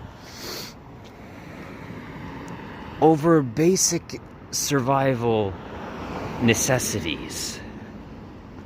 They weren't. Competition is not. Vicious competition is not part of human nature. We're not antisocial beings. We are pro-social beings, and we go towards collective unity with one another communally. We do. That is what human beings, as far as I'm concerned, in relation to interactive loneliness, desire. Because of our uncomfortability of our internal loneliness, our cognitive loneliness, psychologically, amongst our, as far as I'm concerned, nihilistic existence.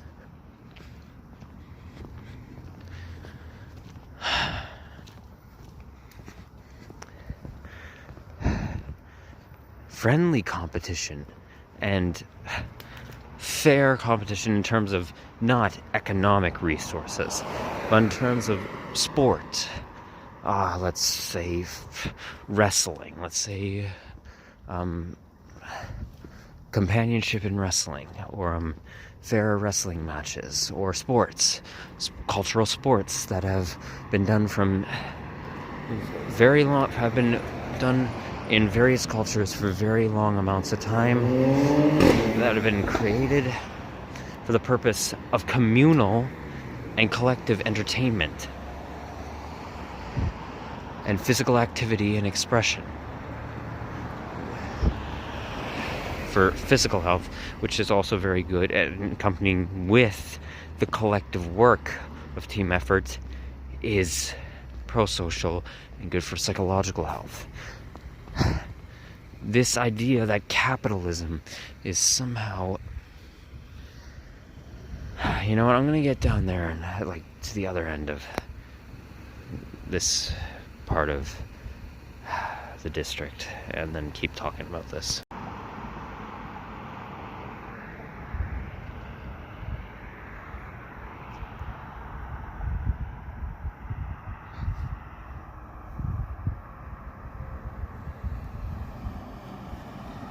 Okay, just stopping here quickly. I did this the last time I tried filming this as well, just to show amongst all this elitism, well, as I said, these lower income housing units that are just how much right in between them. Might be a bit hard to tell in a moment. You can even see it along here. That's, well, behind the fence there. And also that stone wall. Somewhere over there a ways, when I was actually coming through here initially to get to the hospital, when I was walking all the way from St. Martin, when I had the throat infection. Well, it's a mix of standardized middle class to upper middle class over in that area, as well as the lower income communities, and what appears to be in a certain part specifically. Maybe I'll get some footage of it tomorrow. What appears to be mobile homes, or very small and very much lower maintenance, well, housing structures that appear to be, at the very least, in the style of a mobile unit of some kind. But I just wanted to quickly showcase this. And also, well, would you looky here? Corporate expansionism, because of course there is.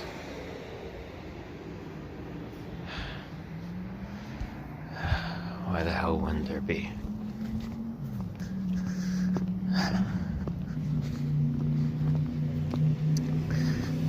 The park, actually, that I'm sleeping in is right down this road here. It's called Ivan Pavlov Road. I have absolutely no clue why it is named after the Russian scientist, biologist who did the experiments on that. I believe he was the one who did psychological experiments on canines, where he made them salivate over just the ring of a bell after conditioning them to understand, basically after continuously feeding them at the ring of a bell, that, well, to basically emotionally correlate the sound of the bell with food and make the dogs hungry, basically. And they observed their salivatory glands as they started producing saliva, because they would get hungry at the sound of said bell after repeated exposure to it every time, well, mealtime came around. I don't know why I felt like explaining that. Just, well, I guess somewhat important information, because I don't know why the road is named after him. But whatever, I'm gonna get down to the opposite end here. Alright, I'm on the opposite end of, well, the area I've been walking through of very, very expensive housing units. And look at this nonsense. This house, unlike any other house on the block,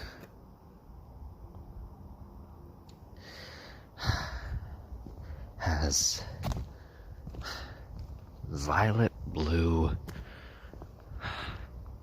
exterior lighting.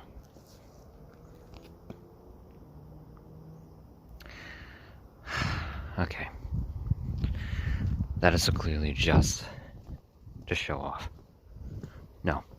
If you're gonna claim, if whoever owns that house is gonna claim that, oh, it's for burglary prevention, it's to illuminate the front yard so that we could actually have better visibility during the night to potentially see intruders. Load of malarkey. Not only does it make your yard more dim, it makes it dimmer than, say, the traditional lighting would. Look at those houses.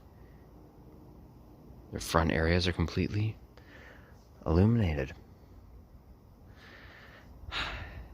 Not only does it make it overall dimmer, just in terms of lighting, it's not luminescent in the slightest. As far as I'm concerned, from what I'm looking at right now, it would make it very easy for an intruder wearing, say, maybe black or dark blue, a hoodie even, that color, to crouch down and just hide behind one of your vehicles, in the garage door frame there, or around the side of your house.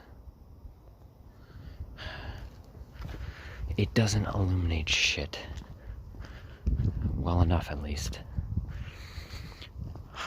And what I was saying before, this idiotic idea that capitalism is based, in the eco-political ideology of capitalism is based upon fair gain of profit and free trade in marketing. Free and fair opportunity in terms of employment benefit, positioning at a company for business profit, is a load of malarkey as well. Not only in terms as well as what Adam Smith, the Scottish economist Adam Smith, who has been credited as being not only highly influential in, the perpetuation and outlining of capitalist principles, but, the main one out of all. Books such as Wealth of Nations. There was another one on the moral of workers, which was, as far as I'm concerned, from in terms of my research of his ideology in relation to capitalism, it's a load of paradoxical bullshit. I talked about this in my, outlining of the paradox of controlled capitalism / the pseudo-socialism of controlled capitalism. This idea that, privatization of wealth in business marketing that grants complete executive decision-making control over said private, solo, or small group, ownership, is complete economic authoritarianism as far as I'm concerned. It's complete monopolization over the working class of a corporation, of any business entity, no matter the size, in a capitalist economy. It grants sole, complete executive authoritarian decision-making and financial redistribution right for a trade currency that we use in a society to determine the negotiation of resource redistribution for survival. It grants complete authority to them. And it is completely antisocial in nature. It is not based on fucking free and fair competition. It's not. If it was this idea of free and fair competition,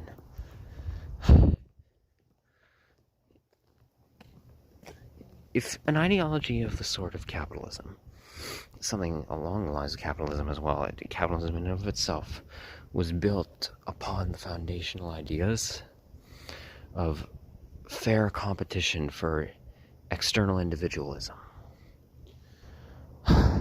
As far as I'm concerned, it would not put a praise on private monopolizing ownership of the sole private sector. It would not. As, in terms of individualist, external, fair competition, the working class under said monopoly is part of that competitive field, as far as I'm concerned, if you're actually going to be realistic about it. Because they're human beings as well, you know? And as far as I'm concerned, it's an ideology based upon anti-socialization. It is not based upon pro-socialization. This idea of competition, of striving for your wealth, of so-called greatness, and so-called giving a meaning to life, which it doesn't. Not a beneficially sustainable meaning. As a goal to strive towards. For basically just fighting over survival. For necessities of basic maintenance of life. Is completely engulfed in anti-socialization, which is completely against human nature. I don't care what anyone says. As of right now, no proof has been provided to me otherwise. It's all been mass amounts of proof provided, for the opposite. Us being completely pro-social beings that act beneficially in collectivist, and in the modern world, as I'll discuss in a different video, pseudo-collectivist methods. Externally, to help gratify each individual internal individualism.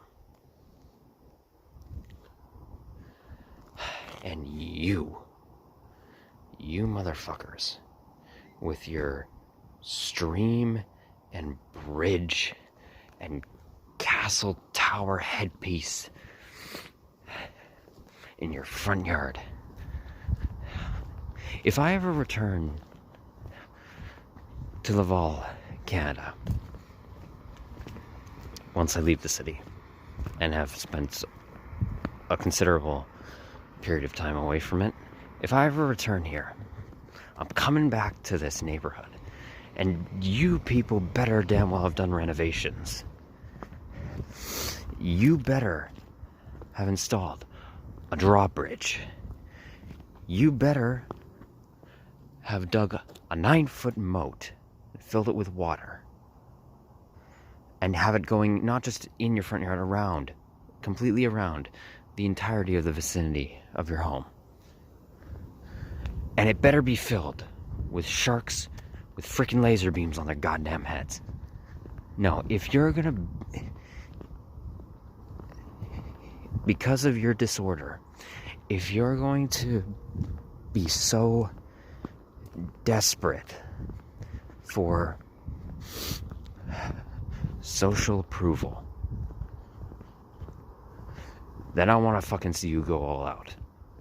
Or, on the other hand, which I would love even more, I want to see you give away a lump sum of your income. Or burn it and dissolve it. Just destroy your income in whatever way you can. I want to see you dismantle it and redistribute it. Share it. Share it.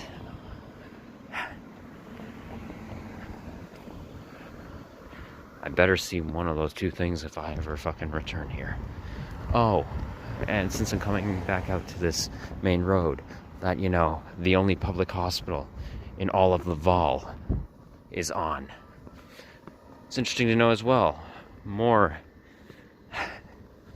sites of elitism as mass wealthy apartment complexes sit right beside the fucking hospital.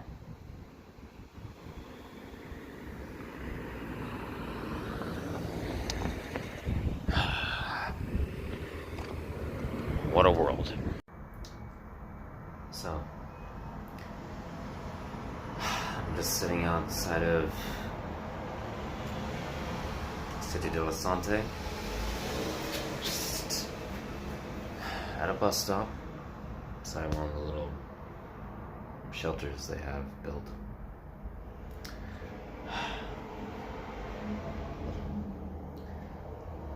Okay. This is going to be the last part of the video. I'm just going to state here, in relation to the healthcare system of the city, as well as in relation to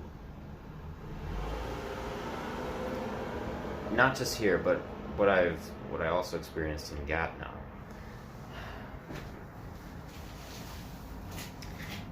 The running of homeless shelters under this neoliberal type ideal, it seems.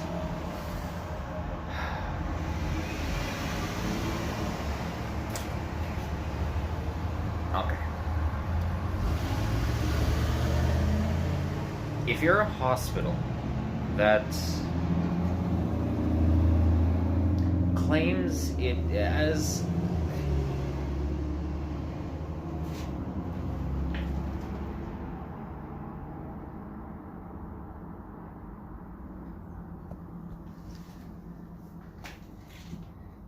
the Cité de la Santé Foundation claims to have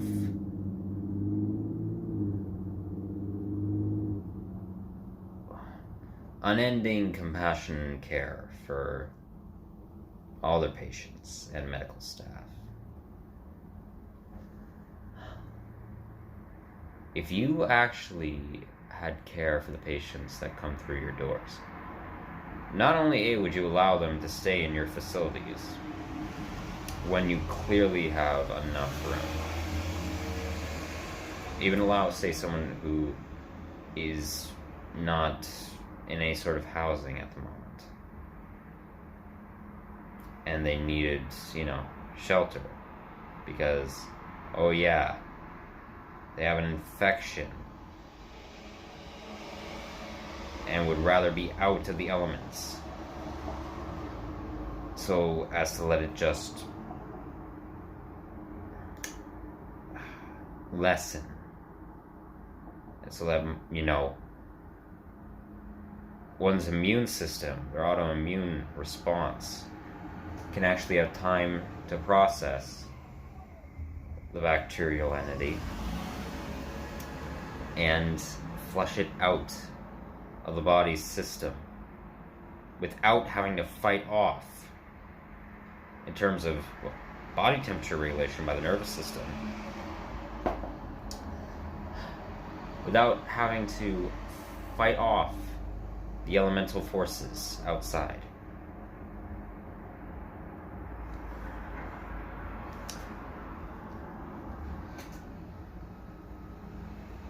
Say something like that happens.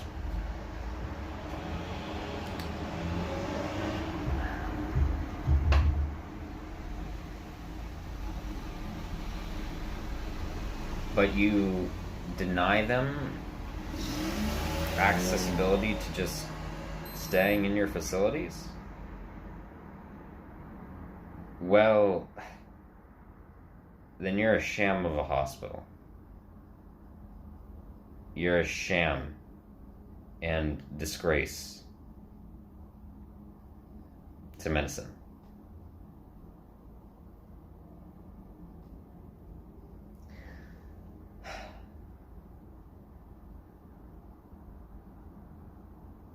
And in relation to that, for homeless shelters and hospitals, both.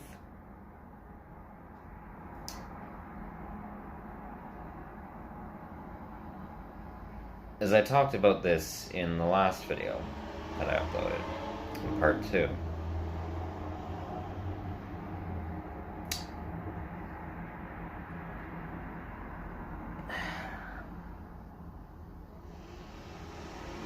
if you want to, okay, I can somewhat put up with and tolerate. Well, not tolerate, but I can put up with the idiotic decisions of not allowing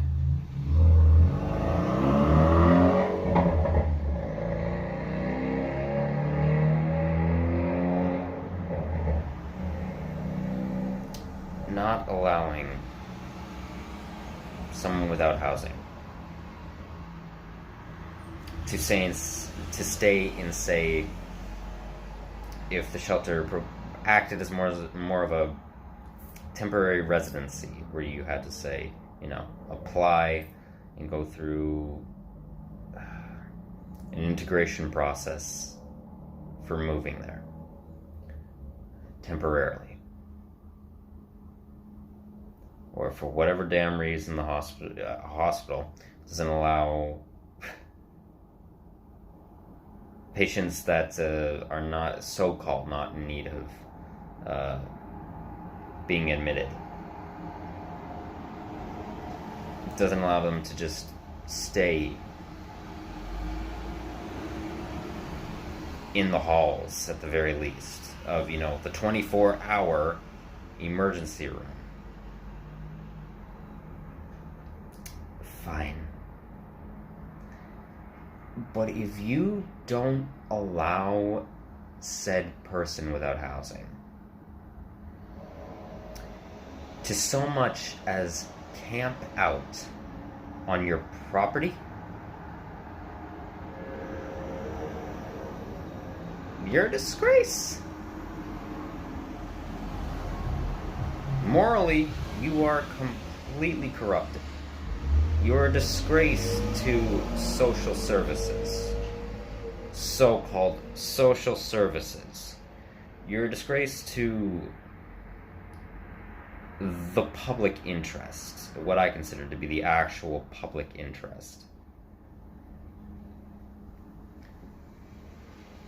And you're a disgrace to the entire performative ideology that you claim to hold of serving the needy, or serving those who are in a desperate situation that are in need of assistance.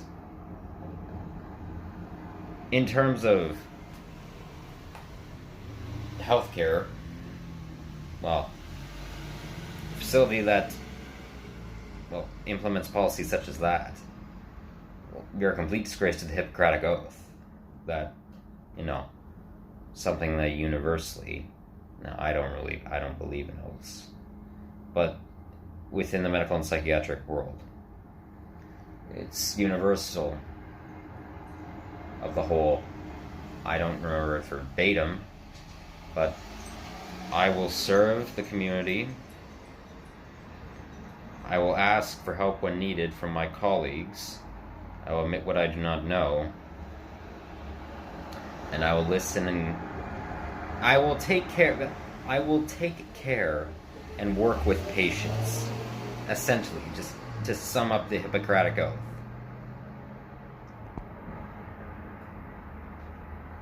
I will treat the sick in what ways needed.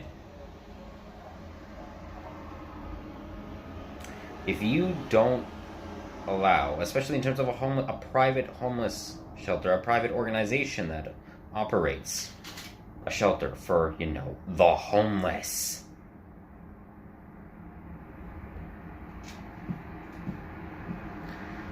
If you have a policy that bars them from actually just, if you don't have enough room in your whatever facility you have possession over, and are utilizing, if you don't have enough room, fine, and you don't let them sleep on your property.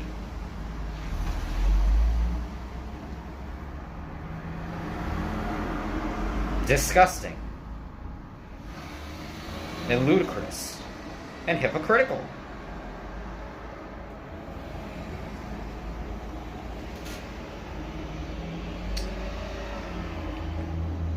Same with hospital organizations, medical and psychological services. If you don't allow those in need, who had already come to you for assistance with an ailment,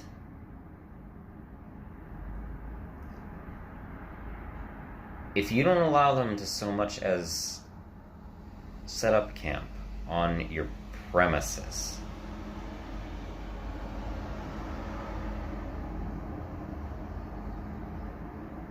well, your critical thought process and cognitive abilities are highly, highly damaged, and it very much has disrupted your ethics. I'm sorry to tell you.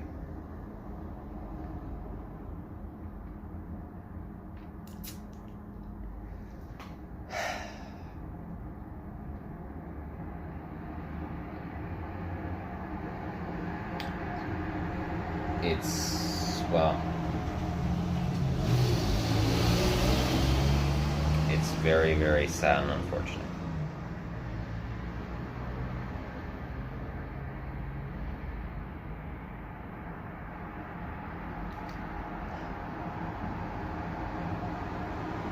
Oh, and I guess with the time I have right now,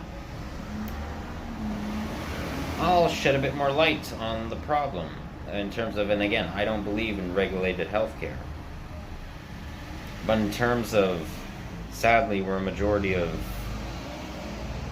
those who have a bit more knowledge at the very least into the realms of treatment of medical and psychological issues, whether or not they have a doctorate or not, an MD, or a PhD.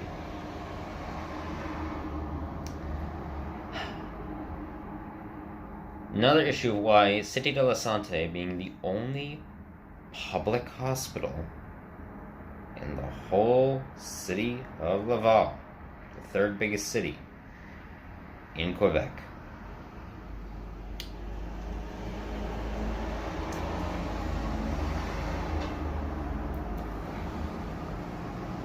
you may look on a map, and from what I mentioned in the last video about how the West End, those living in the west end of the city, especially in the impoverished and lower income communities, have been in uproar communally for years about getting another hospital built. An excuse that can be utilized against them, I guess, would be that, but across the border in Montreal, closer to the west end of Laval, there's, Scattered Hearts Hospital, right across the border, right across one of the connecting bridges between Montreal Island and Jesus Island. This island is the island that Laval is on is called Jesus Island. There's that hospital. It's right there. So there's no issue, just drive across.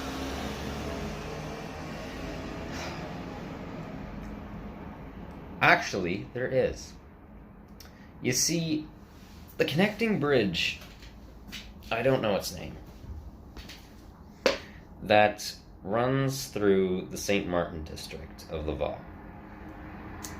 Well, the road that runs through it, that turns into the bridge that goes over into Montreal,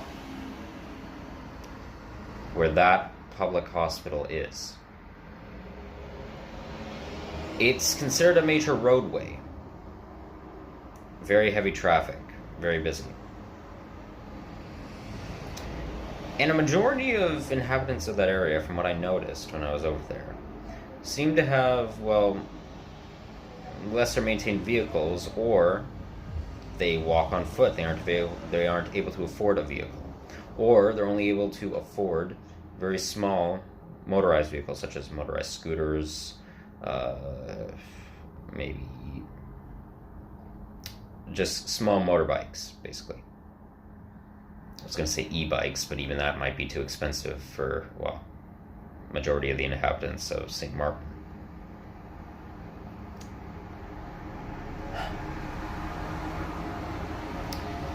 And those vehicles are not allowed to be taken on a road such as the one that actually goes over the connecting bridge. Legally, that is. They're not allowed on a major roadway such as that. So no, it's not as easily accessible. Even by bus, it would take a long while.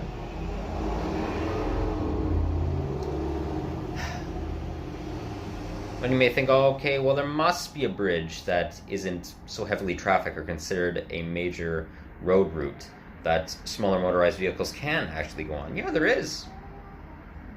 And it's all the way in Pont-Vieux, the Pont-Vieux district. That is right adjacent, pretty well, to Vermont. It's south of it. It makes up the southeastern end of Laval. Oh, wait, no. No. Sorry, my mistake. It makes up a portion of the southeastern end of Laval. But I think another district, Devroy, I don't fully remember the name of it, makes up the furthest southeastern end. But still, it's directly south of Vermont. That connecting bridge is not considered a major road route. And it's the first one and the closest one of non-major road route bridges that someone, say, from St. Martin, who has a small vehicle that wasn't allowed on the major roads, would be able to get to go across into Montreal, which they would then have to drive all the way back westbound or southwestbound. The same amount of length that it took them to get to, say, the Pont-Vieux district, to get to Sacred Hearts Hospital in Montreal. All the way back, exact same amount of length. You go, okay, this is St. Martin. Just pretend, follow my fucking finger.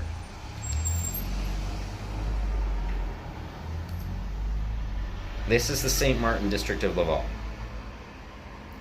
Over here is Montreal. This is the connecting bridge, the major road route connecting bridge. This is Sacred Hearts Hospital in Montreal.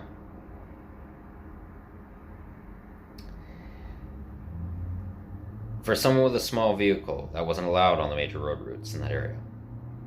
You'd have to drive all the way over here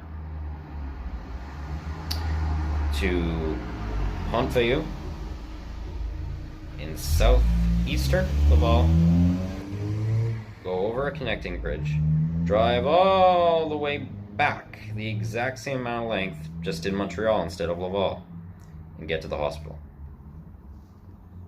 And by that point, seeing as the direction you took and where you're located in Laval, you might as well just drive to fucking Cité de la Santé. Why not? You're practically already there. Sure, there's highways in your way, the major highway that runs through the city on Jesus Island. But, well, yeah, you'd have to make quite a few more turns and, well, loops to get around the highway. But probably still be less distance than going all the way back the same amount of length that it took you to get to Pont-Vieux.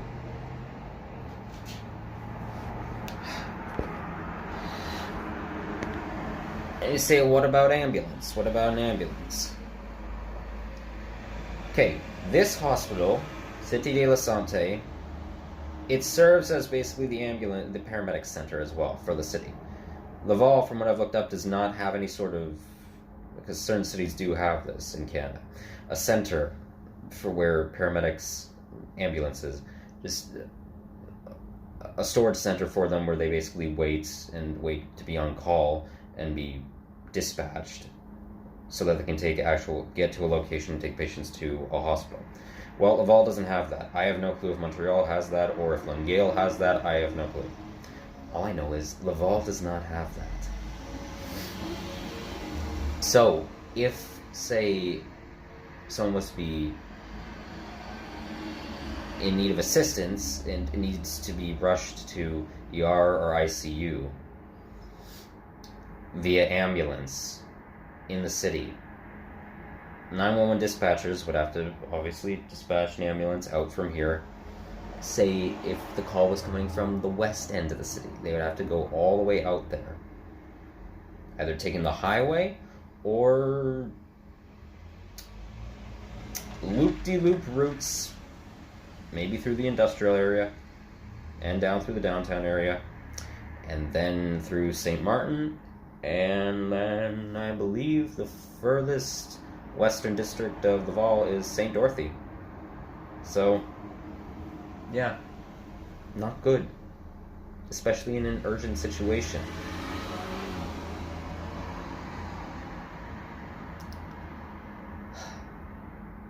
And you might say then, okay, well, what about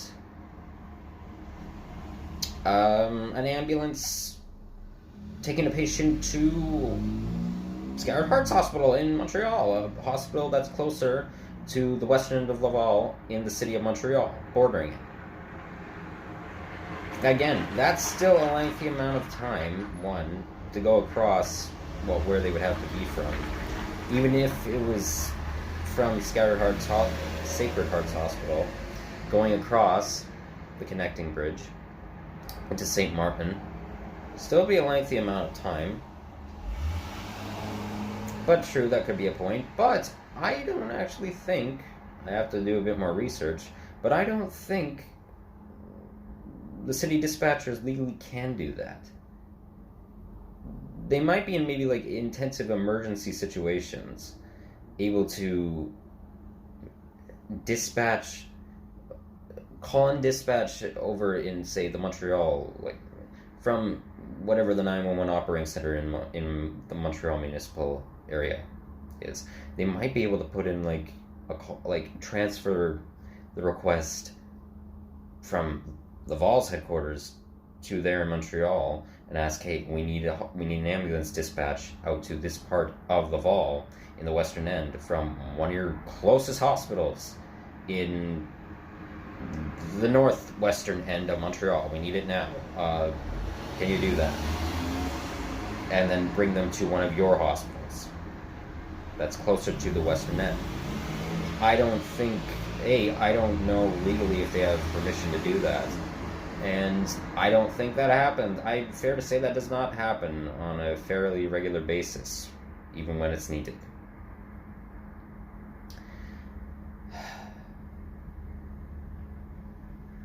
So,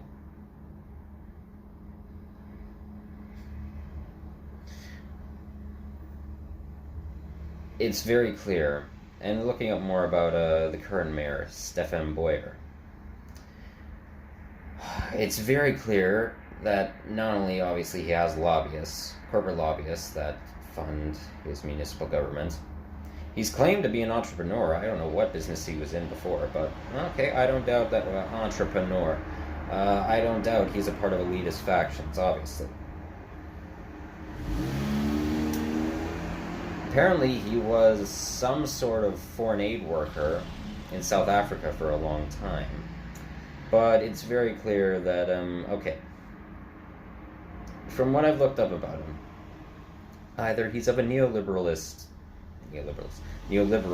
belief.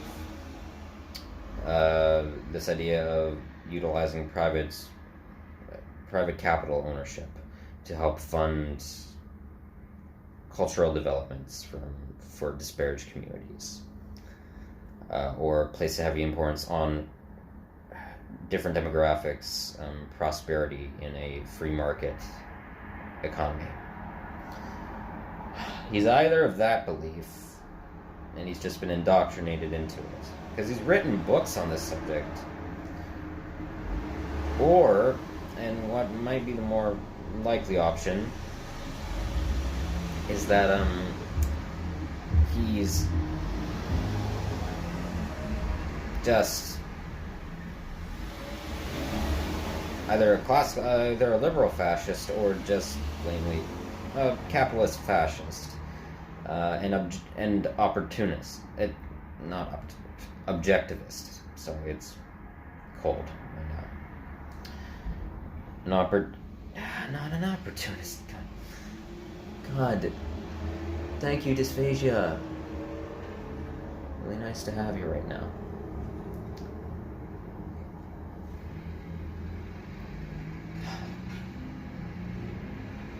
That he's an objectivist, and he wholeheartedly believes in this ideal of capitalist progression, of free market trade.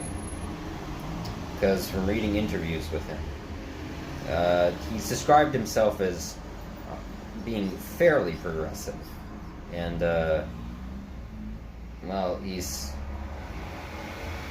said a lot of things that just seem to be posturing. It could be posturing, and well, I don't know how you describe yourself as fairly progressive. Like, how?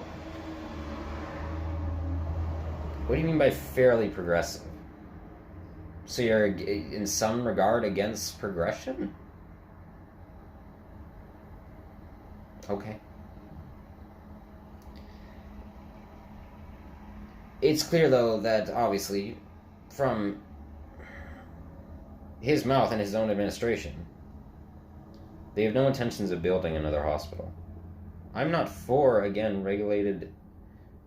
I'm not for systematic and systemic regulation at all anymore. I don't believe it's beneficial.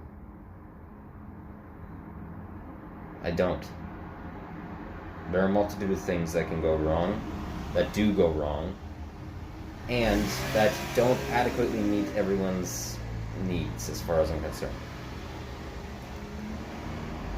But my God, if you're claiming to be of an ideology that is for some sort of regulated, systematic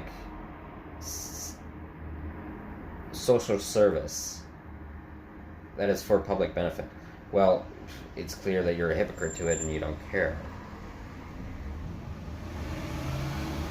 Especially in a system that basically, well, in terms of what most people think, sadly, but I don't think it's correct at all. I used to be of this belief too, that getting integrated into these systems is really the only way to actually create any potential benefit out of them or dismantle them, which is wrong as far as I'm concerned. We need to stop lying to ourselves about that. I'll talk more about that in a different video. Oh my fucking God, yeah, rev your engine louder. No, as someone who studies sexology, I can tell you in sexobiology, your penis will grow. It will grow. It will grow tenfold. It will. Keep revving it. For every rev, a fucking inch is added.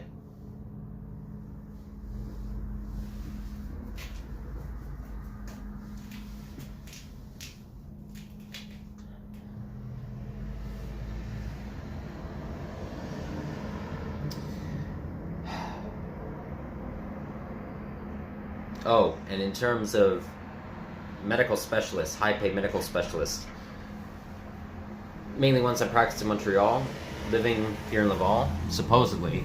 Yeah, I don't doubt that. And I don't doubt that a majority of the medical professionals in here, from actually what I've observed in terms of very expensive cars that they seem to have, even today I've observed them actually either leaving their shift, getting off their shifts, or just leaving to go, I don't know, to do errands, whatever else. Being in possession of very, very high-end, well, automobiles, and also driving off into, the surrounding ultra-rich area. Yeah, well, I don't doubt it.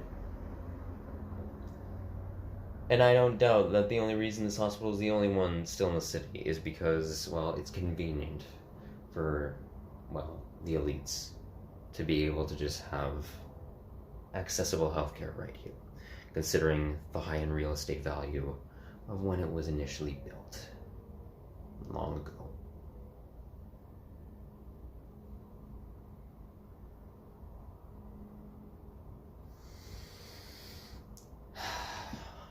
Okay. I'm done ranting for tonight. I'm gonna go warm up in just the lobby of, what is it, C Wing? The C Wing of the hospital. And then I am going to go back to the park that I've been sleeping at for the past 2 days and get some rest. And then, tomorrow hopefully, I'm going to go back in here and try and find out some more information about certain things that have gone on at the hospital and just about the administration for the Cité de la Santé Foundation in and of itself by asking around. And of course I'm going to record it secretively. Okay.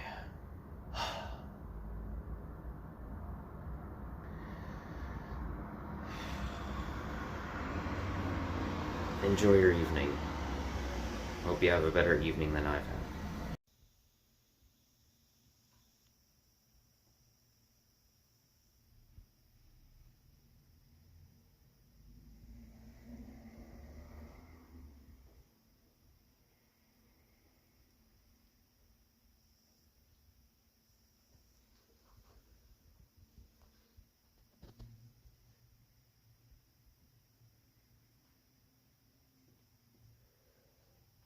A lady calls to a man on the street. He can see she's been crying. There are blisters on the soles of her feet. She can't walk, but she's trying. Oh, think twice. Just another day for you and me in paradise. Oh, think twice. Just another day for you and me in paradise.